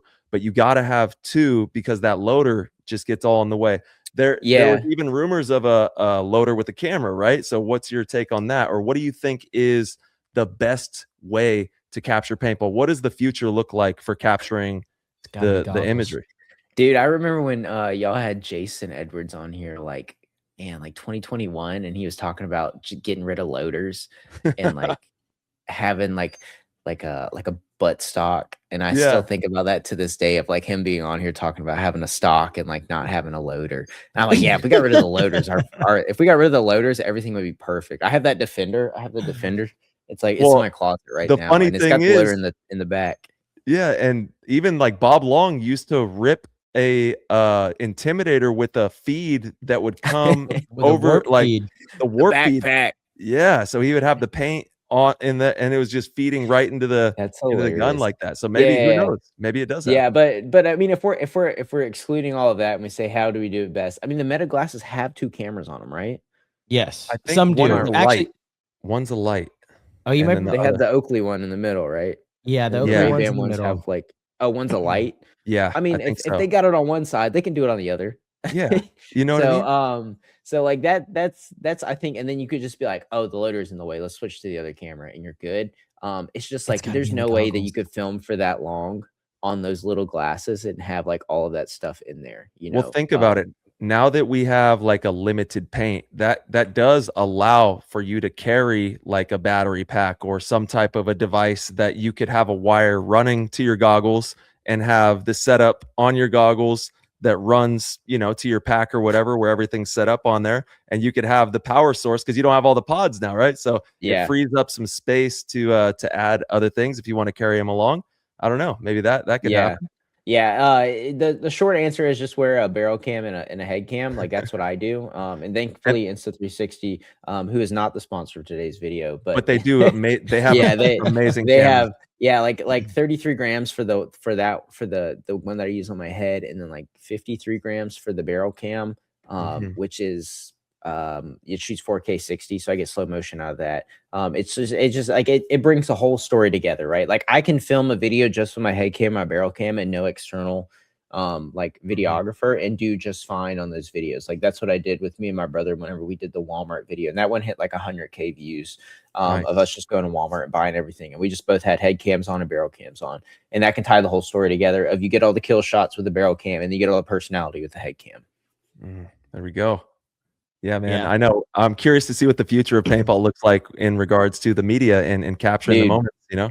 It- the cameras just keep getting smaller, so Yeah. It's got to be in the goggles. If you think about it, that is what is looking downfield the most. If it's on the loader, you know, sometimes goes it's down, aimed at yeah. the dirt, it goes down. When you switch sides. And if it, so you're right, Ty, it's got to be a camera on each side of the goggle so that you can kind of switch based on what hand the person's using and where the loader is. I think that, you know, eventually is the, you know, where we want to get to. That's what makes the most sense in my opinion, because it's also where you're always looking. You know, you're kind of always doing a lot of other stuff if it's a barrel cam or attached to your your gun. The glasses, I don't love them. I mean, that weird little glare makes it just look cheap. You know, like I definitely don't love them. Yeah, in my opinion, it would be cameras on each side. Yeah, and I mean they have drone like FPV cam or drone cameras that you can buy that are just literally it's like a battery with a wire to a little lens. And I think that's what someone did. I can't remember the guy's name. So I'm sorry, but yeah, like I think he like put a battery pack on the side somewhere and had like the camera running to like the nose of the mask so you could see that. But like everybody holds their paintball guns so different that like you can't predict everything, which is why I say like the two cameras is best, because like some people shoot like this with like on the side of their head, or some people are like, you know, have it right up, but like, you know, regardless of how they do it, if you have the two cameras, you could just be like, all right, this guy holds his gun funny, we're only using the right camera or something like that. Yeah, you could toggle back and forth. Hey, are you going to be you're obviously going to Tampa. Congratulations, by the way. You've been nominated for Content Creator of the Year at the Summit Awards, and you've got some good competition in there. We got obviously Matt the Gym Rat, Dan Shelley, Will Ball for Soup, Mr. H, Marky, and then Wolf as well are all in the mix. So congratulations to everybody who's nominated in there. Yeah. This is a good lineup, dude. I'm upset that we didn't get some other people in there. But at the same time, yeah. I'm not gonna lie. I think they kind of botched a lot of the awards this year. It's the first year that Quinn was not involved in some of the stuff. It's like, I don't, you know, to not even have like Brad nominated, I think is crazy. Yeah. You know, I was like, Brad beat me this year, in my opinion. So I was like, Brad did a stellar job this year. And Dan, I got to shout out Danny Lincoln too. I think Danny should be in the mix. 100%. Like Marky, is he a content creator? I don't think so. You know, I mean, kind of. It for them. He does a lot of like Instagram stuff, and they did a lot of live stuff at the events this year. But I don't know. I also think that's like kind of a blurry category to put him in. I'm just saying that there was no Danny Lincoln. I don't care where you put him. Like we gotta get Danny in the mix, and definitely Brad as well. They're both. I need some more. I need some more golf videos from Danny. That's what I need. He's been ripping it on the golf course. Yeah, I follow him on TikTok, and every now and then I'll get him hitting a drive, and I'm like, oh, those are good videos too. The way he puts the like all the stuff on the video. The Telestrator stuff. That's what we need for paintballs. Yeah. We've been talking about that also forever, you know, like on the webcast. That we can get Verb on that.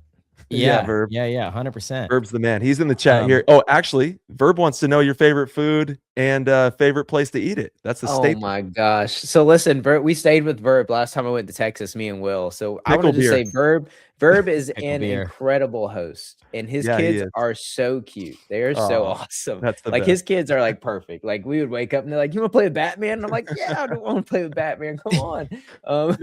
So favorite food, man, right now, like I'm not gonna lie, I splurged a little bit on some cookies yesterday for that while the game was Cookies happening. cannot be your favorite food. Dude, I'm not saying they're my favorite. I'm just saying like I've been really enjoying them recently. Another deposit of them cookies. Let's go.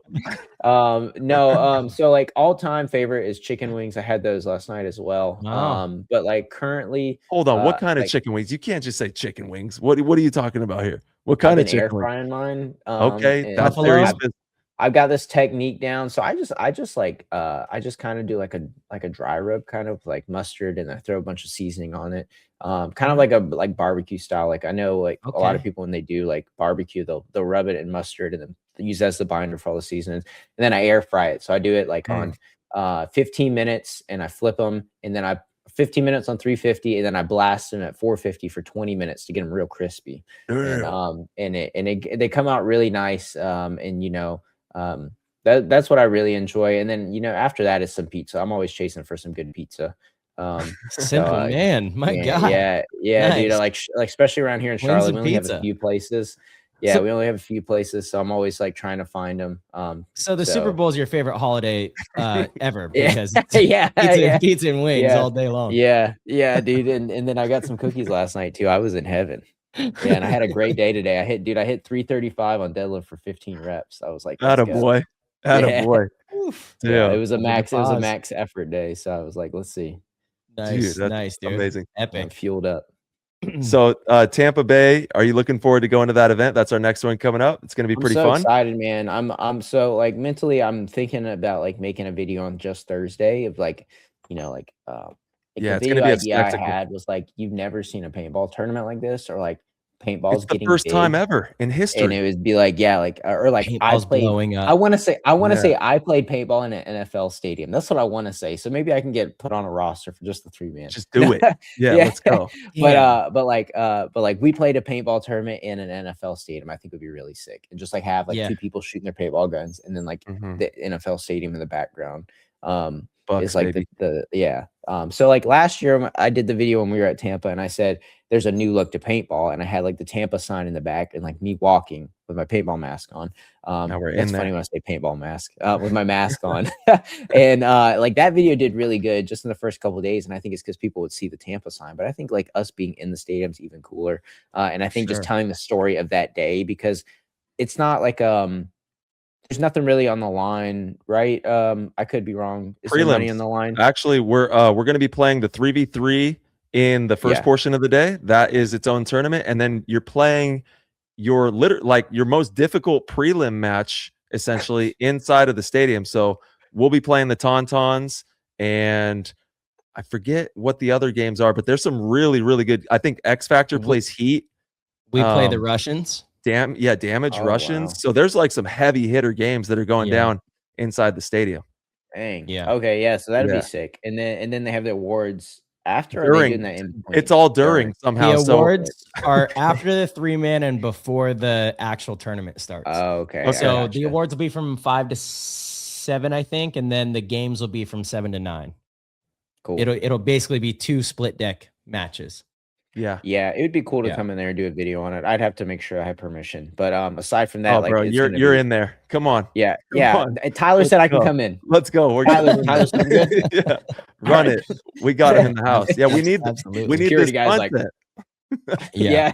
We No need doubt. this Yeah, no. content. Speaking- that would be cool. Yeah. Speaking of content and Tampa Bay and all that, Nick Kukuza has been working on this Tampa Bay Damage documentary Yeah, that's for right. pretty much all last season. And he sent me a little clip that he put together. He's like, hey, we're releasing on the 11th, which is in 2 days. It's this Wednesday. We're recording right now on the 9th. So whenever you listen to this, it's February 11th. And if you guys would like to watch this little clip he sent, it's pretty Let's do sweet. it. Yeah, let's See, give it all to right, the people. I'm gonna go ahead, Ty. Yeah, say you just show some love on YouTube. Head on over and watch this with us. Let's go. Yeah. All right. Let's see.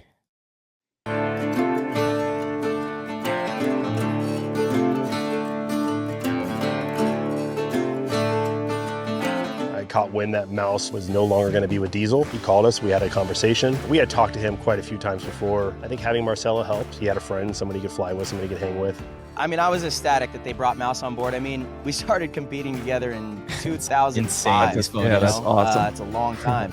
won some world championships together, but we were both so young and new, you know, and Moose. as we developed, Let's go, we Moose. never got Moose. to compete with each other, you know, when we really came into our own. So every off season almost, we've been trying to find a way to make that happen. We've like always had the talks, whether it's during a season or in the off season, like, dude, can we make this work? We got to play together before, you know, our careers end. Go get some wins together, like how we started this whole journey. And I First always World told Cup we Joey, won? like, man, I love the Damage team. It's just the travel is the toughest thing for me. He kind of sold me on it, you know, like there's direct flights from LAX out to Tampa. Let's just do this. Being able to be at home in San Diego and have a drill partner. I mean, we go to the field every single week. To have a good sparring partner like that keeps us very sharp. It's fun, it's exciting. You know, this is his life too. It's all he does. So I'm pretty thankful. You know, it's pretty crazy how things have ended up. I knew this team would put us in a situation where we could actually go on a big run, and I had missed that feeling. And I wanted it back more than ever. Once we kind of figured out technicalities with like making things work with as far as like what I expected and what the team expects, it was a no-brainer. Let's do this. Tampa Bay Damage. Yeah, he stinks. I stopped filming him. Gouda. That's what we started calling. I started calling Mouse Gouda. That's all I gotta say, man. That shit's crazy. I thought I had it fixed a few weeks ago. I've been taking probiotics. It's a high protein athlete, you know, high protein athlete. What do you expect? Yeah, That's how it goes. I got that gas, man. That's why he's so fast. That's why he's so fast, exactly, off the box. Just Yeah, Tampa that's Bay great. Damage against Dynasty.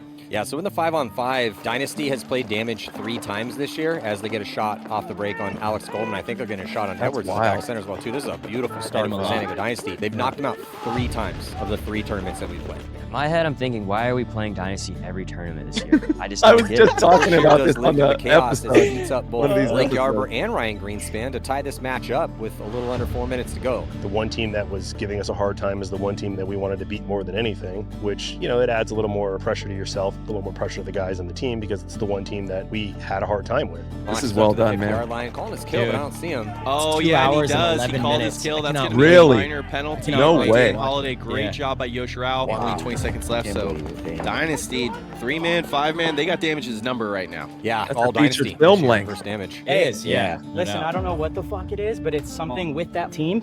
It stops right the fuck now.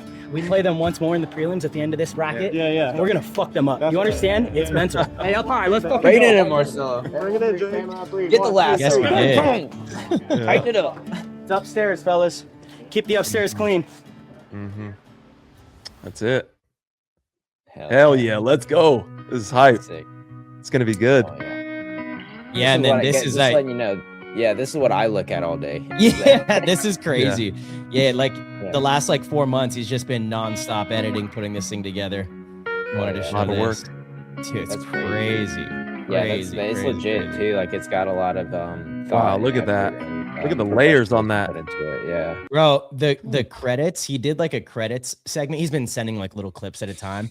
I want to share it. He said not to, so I won't. But the credits like made me want to cry, dude. The credits are so badass. And like Jacob has a lot of really heartfelt parts in there. CJ, the owner, has like a great speech. Charlie's like, it was really well done. Really a special documentary. I mean, I cannot wait to see it. So yeah, February 11th, See? everybody. It's Stories. gonna be stories, man. Yeah. Stories. It's gonna be released on the HK Army YouTube channel. So everybody sick. be on the lookout. 2 p.m. Eastern time.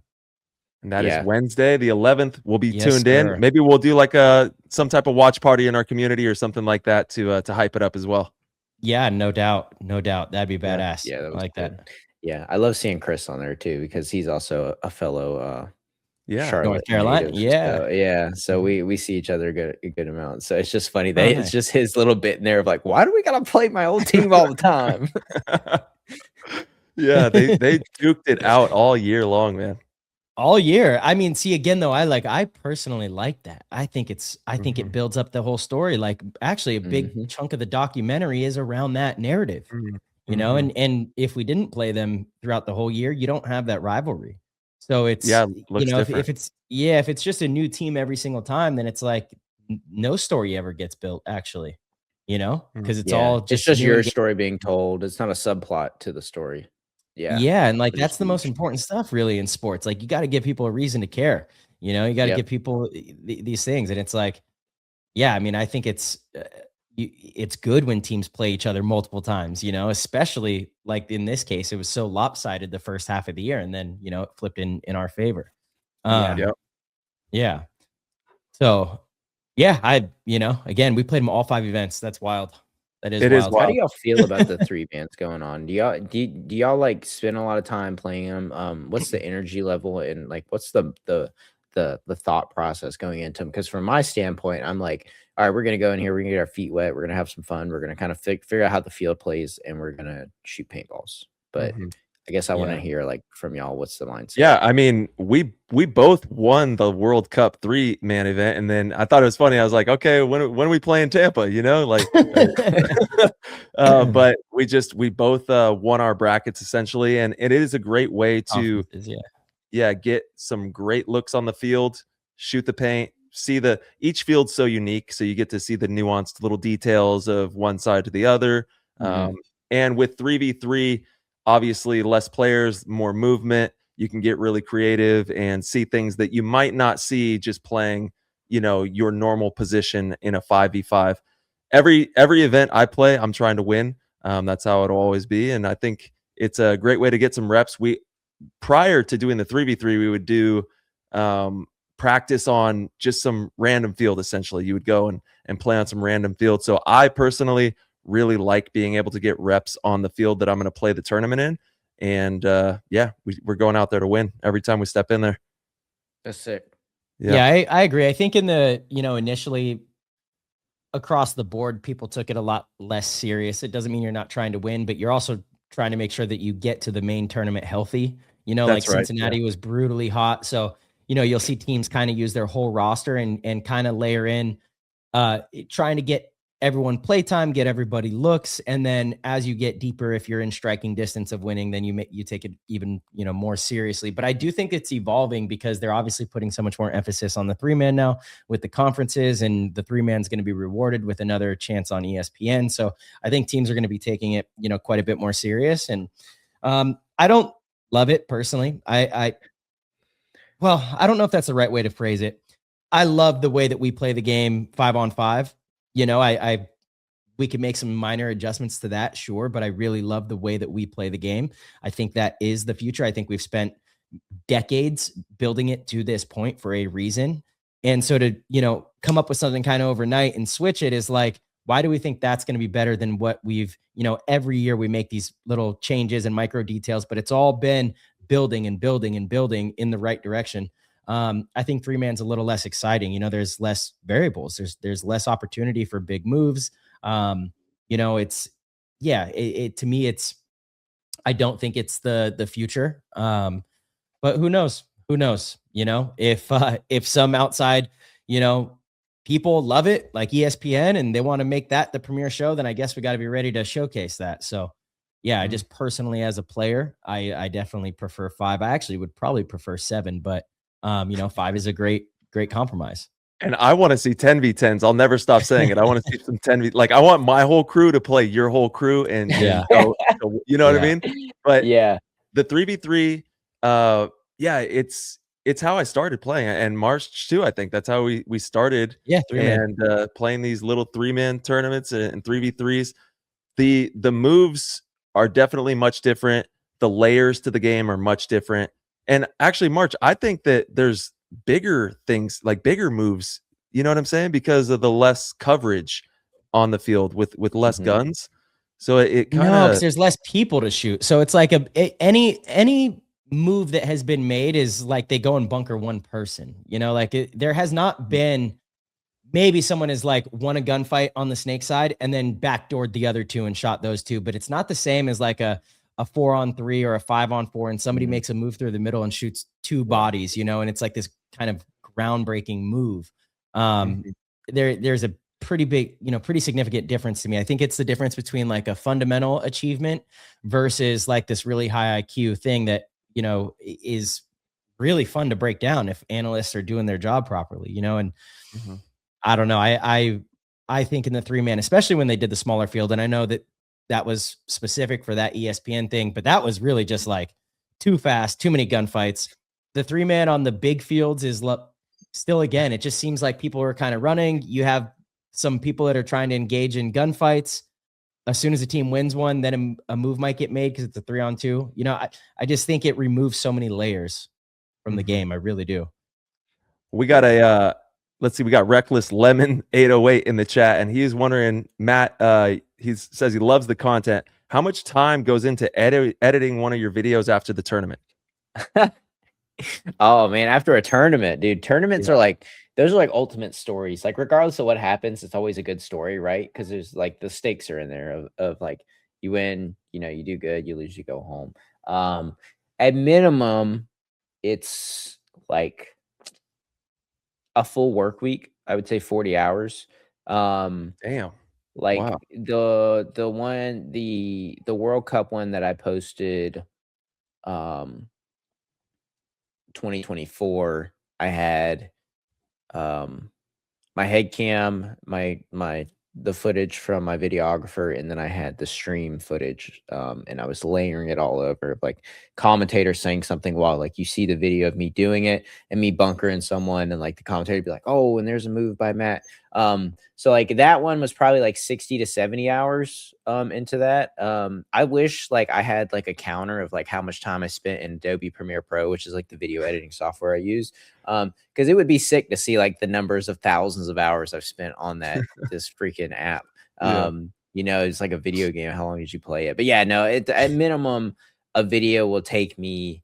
I think the quickest video I've gotten put out was the paint facility video, because it was like a walkthrough, right? So it's like, oh, we do this and this and this, and that was maybe 24 hours of work, of like 2 6-hour days and then 1 12-hour day to like get everything together. But most nights, like especially if I'm working with a brand and I'm like, hey, I'll get it out on this day, and I'm getting close to that deadline, and I'm like sweating. I'm up for it. It's like 24 28 hours of straight work just to get a video done. So but yeah, like there's a lot of time and effort put into it, because obviously I'm not the best editing, so like it takes me several pass throughs of the video to be like, all right, that's good, and then I'll export it, and it'll take an hour to export, and then I'll rewatch the 30-minute video and be like, oh, I need to change these 12 things. So then I go back and change them, and then, you know, doing that whole thing, and then my computer is going bad finally, so now I've got to worry about like it crashing while I'm doing things, or like it buffering because I've moved my mouse too fast. So yeah, I'm upgrading, thank God. But like, dude, the other day it was like 12 o'clock at night, and I'm like, I hit render, and then like 30 minutes into the render, it's like, oh, it failed to render. And so I'm like sick. So then I'm like laying on this couch right here, just like taking a nap, and I'll hit enter. I'll lay down. I'll like open my eye up every like 10 minutes to make sure it's still going. Dude. So yeah, but it's like long nights, some nights of just like getting the video done, because I told, you know, some company that I get it done, or it's just long days of me, you know, I'll wake up at 6 o'clock in the morning, and I'll work from 6 to 10, go to the gym, come back, and then work from 1 to 5. You know, and it's just like hours and hours of just trying to refine it. But yeah, like minimum 25 hours, maximum, I think I've probably done like 60 to 70 hours on a video. Yeah. It's like art, man. It's like putting together a piece of art every time. Yeah, and you could spend a million more hours on it just to like refine every little detail. But it's like the best thing I heard was like 85% is good enough, especially on YouTube. Because I find myself watching people walk through flea markets with a camera on their chest, just talking to people. And I'm like, if this is good enough to get 200,000 views, me putting music and all this stuff over it is going to be okay, Matt. You don't have to like go through it another 15 times. Well, I remember actually Greenspan would always get kind of pissed off about this, because he's like, I'm making the sickest video. You know, I put all this time, effort. I spent like weeks on this thing. And then he'll post it, and then he'll do some quick fire video of like, you know, his gear bag. Yeah. And it just crushes. And he's like, what is going on here? Yeah. You know? It's all about like digestibility and everything like that. And there's some things you can't factor in. But I guess the biggest thing is, you know, like consistency, just like consistently doing it. Right. Like both of y'all know it, but like the guys who show up every weekend are going to be like the best paintball players in 10 years. It's not the guys who like grinded their ass off for a year and then cruise the rest of the way. It's the guys who continuously show up, go to the gym, work out. You know, you're going to see muscle gains. It's just, you know, another deposit, right? That's it. Another deposit. All right, we got we'll do a quick fire on some of the PTG questions, and it's been a pleasure having you here, man. Thank you for all the insights, all the details on what you got cooking up. Let's see. We got a bunch of people here in the Discord, and thank you to the community for showing out. Shout out Stavi in the chat, and we got CM Harry. He was wondering, you're obviously still working with JT? What has been your favorite video that you have ever done? Favorite video ever? Yeah. What's your favorite? Dude, let me look. Hold on, real quick. Which one's done the best numbers? Like, what's the numbers? The World Cup video I did in 2024 has done the best numbers. That one has like 788,000 views. Nice. And then after that, and that was a 21-minute video. After that was getting shot by every paintball. Or what's the worst paintball to get shot by? That one did 530,000. Which one was the worst? What is it, like the rubbery, style, like we were talking about? I got shot by a riot round. Was the highest one that I went by. And that one was pretty good. My most, it's like recency bias. Like my most recent video was really cool because like now that I work with Insta360, I get so many cameras that I just give them to everyone. And so like everyone's got a camera, everyone's doing something. And so I get all these POVs and they're really sick. But I think like the paint facility one was really sick, like going and seeing the paintballs made and like getting to show everyone that was really cool to just like see that insider view. But besides that, man, it's just like I said, if I'm excited about a video, it does great. And like there's a couple of videos I've been excited about and like just haven't been able to see them through. So I'm really excited to do them again. I really don't reflect much on like the videos I enjoyed. I reflect on the videos that performed well. And I guess that's why I like them. Cause I'm like, hey, heck yeah. They made me money. They did really good. And they inspired me to make more like it. But, at the same time, it's hard. So like I'm always looking forward, which kind of sucks. But at the same time, like I kind of ground myself. Like I said, I'm so grateful to do this thing. But yeah, like I'm just looking forward to doing one. I just ordered a bunch of stuff off of Goodwill online. So I got an axe off of there and a dangerous power G5, and I got like an OG Halo. And so I'm gonna do a video where I play with all this Goodwill gear. Wait, hold on. There's Goodwill online. Go to Goodwill online and type in paintball, and like you can get like what are the old view loader Tritons and stuff for like $5 on there. Yo, I got to get on there before we put this episode up, and everybody takes everything on them. There's some crazy stuff on there. Like you can find some. Like the other day, I saw like a Tipman lot that had like all of these crazy Tipman guns, and I was like, this is like $800 easily, and then like. You know, somebody's grandma probably just donated it, and they were like, "I don't know what's happening here. Take all his guns." Yeah, but yeah. So I'm excited to do that, and then I really just like doing the challenge videos, man. Like the Walmart video was a lot of fun of just going into Walmart and buying every single paintball gun in Walmart. Like the Walmart that I went to was loaded; it was stacked. Like if you watch the video, you see me like they've got a full case full of stuff. So I bought like 4 different types of paintballs, like 6 different paintball guns. You know, they had masks, tanks, all that stuff. So I'm really excited to do some more videos like that. Yeah. So it's like, are you finding treasure? Yeah. Hold on. You're on Goodwill right now? Yeah, I'm on Goodwill. We're pulling it up. Goodwill online? Yeah, we're Goodwill online. Just type in paintball. No, I got it already. Yeah, don't take some of my bids. Some of my bids are on the good stuff. Ooh, look at this. What is it? We got action. I bid on the paint, dude. I bid on the paint. Oh, look at it. $16 for 6 packages. I bet that paint is so bad.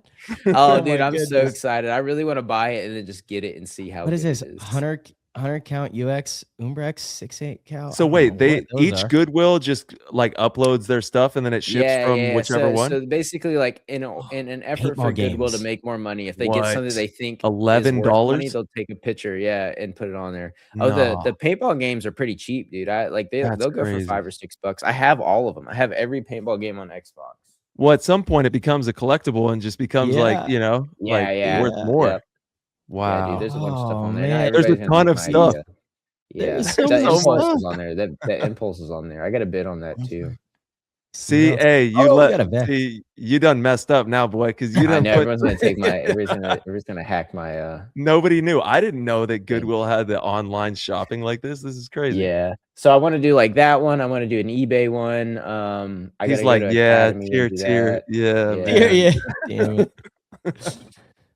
Good idea, Matt. I don't like gatekeeping. Good idea. Right, other people can do it. So yeah. It's just like fun stuff. Like I said, put some stakes in there. Be like, oh, like let's see how good paintball, like Goodwill stuff does on on the field. Do not go drive the numbers up on Matt. Don't do that. No. I support Matt.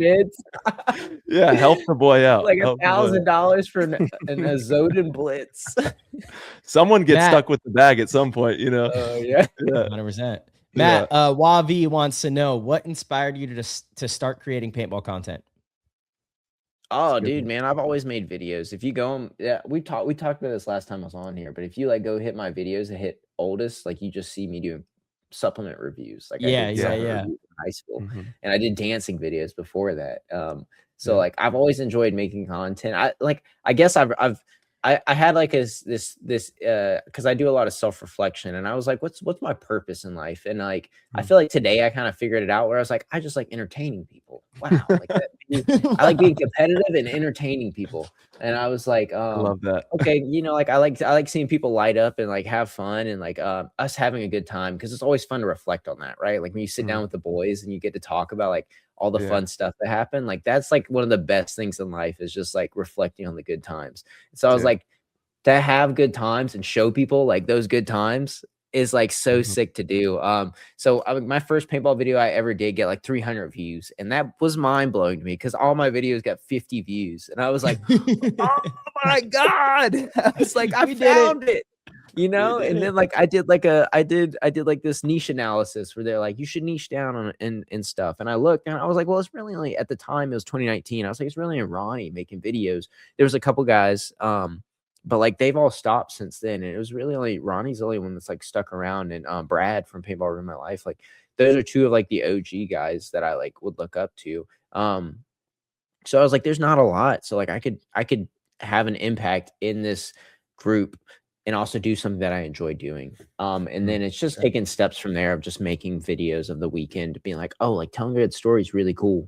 And so like going into that, and then being like, now I'm like all about music, and like, how does the music affect the theme of the videos? And so like, I don't know, I've just always enjoyed making videos and like sharing what I do in some type of fashion to the world. And so like, yeah, that's what got me started, and you know, like just people enjoying it. It's also, when you look back on your life, you'll have all these timestamps. You'll have this database of all these things that you've done, and what a special thing to be able to show, you know, your loved ones someday. You know, like 20 years ago we were out here and doing this and having fun, and it's just a great way to encapsulate everything. It's amazing. It won't be the stories like, I could have went pro. It'll be like, look, I could have went pro. Hey, so, you know what I'm saying? Cool. We're gonna get you on the pro field for the NXL Europe. We're not done with that. Let's try to find a way to get Matt out there. Yeah, dude. I don't know about pro. That might ruin my rank, but like semi-pro for sure. Yeah. All right. Let's get him on a silver. What is it? Pro silver yet? Silver. They got rid of that. It's actually just pro. So yeah, it totally ruins your rank. Yeah. Yeah. I was like, I'm still semi-pro rank, so I was like, I'll hang around, because I don't think I can play D2 with a pro rank. All right, so you want to play semi-pro in Europe, just so we're clear. Yeah. All right, let everybody know. All right, and I'm willing to fly out the weekend before in practice and stay out there. There we go. Nice. Give them the details. All right, like Marcella said, make it a whole thing. Love it for sure. You get to get the full experience and get time with the team leading into the event. All right, my last question from the chat, and thank you once again, everybody. We got Kenny. Actually, I got a double question. Why are you called Matt the Gym Rat? I think it's kind of self-explanatory. You were probably shredding in the gym. Is that right? Yeah. I'd flex right now if I didn't have long sleeve shirts on, and it was my off day tomorrow. You know, I just gotta be humble. You know what I'm saying? All right. And then who's better at paintball, you or your brother? Okay, how are you gonna my last question? Okay, that's March's last double question. And then take my last question. I knew that was gonna happen. As soon as you said that, I'm like, he's gonna take Alex's question. Oh my god. All right, you ask it. Okay, all right. My last question is from Easy Ilek. Or Helic. I always mess that up. But he wants to know, who's better at paintball, your brother or Tyler? Oh man. So I am. There we go. I'm okay with with being humble and just being transparent. That Tyler has been better at everything that he does versus me in our lives. My brother's name is also Tyler. So good name. So yeah, he is the better paintball player. He's faster than me, he's stronger than me, he's taller than me. He's definitely smarter than me. He's better at paintball than me. So that's why I get him. Yeah, that's why I get him on the videos. That's He's love our right there, 1v1 champ. dang. So I love watching him and Chris play 1v1s because if you know how good Chris Shear Oh, is yeah. at 1v1s, my brother will go Yeah. toe to toe with him, and it's fun watching them play 1v1s. So Damn. Tyler could definitely be on the pro field and cutting it up. But wow, you know, he's just like me. He just like enjoys playing paintball with his friends. So, you know, me playing as much paintball as I do, it's still like I have the most fun watching my brother play paintball, funny enough, because he's just so surgical with it. Like a guy on our team, Chaz, calls him the Terminator. So he's like, oh, he's going to Terminator mode. And you'll just see him, he'll pick up his gun and he'll just walk up the field shooting at people. And you're like, there's 3 guys over there. And he just walk in the open and he'll just shoot all of them. So, but yeah, no, he's a baller, dude. He's low key with it. He just stays in his own lane, grinds. He likes to run and eat healthy and go on hikes and play paintball. So yeah. Is he trying to go pro? I mean, we're playing together this year, but I don't really know. He's weird. You know, he's not very transparent with like his plans all the time. So like half the time we don't even know like where he's at. I'll call him. He's like, yeah, I'm in Kansas duck hunting right now. I'm like, oh, sick. I didn't know that, you know? And then he'll call me, be like, hey, I'm almost in Canada. I'm like, oh, cool. But no, I don't know what he wants to do. All I know is that, you know, like he just enjoys playing paintball and that he's really good at it. So I'm fine with saying that he's better than me. Because I do think that that's the truth. And I'm always working to try and be better than him, which is great. It's good to have like somebody that you want to beat just like right there, like next to me all the time.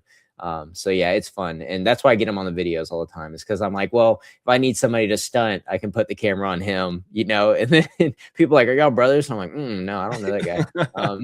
Yeah, he's my barber. But yeah, like we'll get on the videos together. It's good to have like that brotherly banter of us talking, and then I just know he'll shoot somebody eventually with the camera on him if I give him a really, really bad paintball gun. Friendly competition keeps it going. Yeah, always. Yeah, iron sharpens iron. That's it. Well, Matt, we can't thank you enough, man. Really a fun episode catching up with you, and it's been I think about 2 years since the last time we had you on. So thanks for stopping by. Right? Yeah, for sure, dude. Thank you. Y'all keep killing it too. You too, brother. Doing the Lord's work when it comes to paintball, just like me. Yeah. So you too, absolutely. Yeah, we strive to be more like you in this space. Oh wow. So you know, in this space, you're like the pro. We're like, I don't know, we might be like D2 divisional. Now. Yeah, you know? Yeah, we're definitely divisional for sure. Game respects game. Yep. And let everybody know one more time, is there any other platforms you want people to follow you on? Obviously YouTube, Matt the Gym Rat, Instagram, Matt the Gym Rat. Anything else? If anyone's on LinkedIn and they really are looking for a material scientist engineer, there you go. If my career ever bottoms out, I'll let y'all find me on there. It's hilarious. Sounds good. Noted. Noted, my man. All right, well, you be safe, enjoy yourself, and then we'll see you in Tampa not too long. Yeah, sounds good. All right, bud. Have a good night. Have a good one. There y'all. Peace. Good night. Bye. All right, everybody. Thank you guys so much for tuning in and listening to the show. We appreciate your support more than you know. As you guys heard about midway through the episode, if you guys would like to support PTG in any way, you could head over to ptgpaintball.com. You could click the orange Patreon link and sign up at any level and get access to our Discord. The Discord is one of the most phenomenal communities in the game of paintball. We have so many different channels in there. It's great for learning. It's great for connecting, finding teams, selling equipment, whatever it is you want to do in there. We truly have it all. And we hope to see you in there. So again, head over to ptgpaintball.com, click the orange Patreon link, and we will see you in there.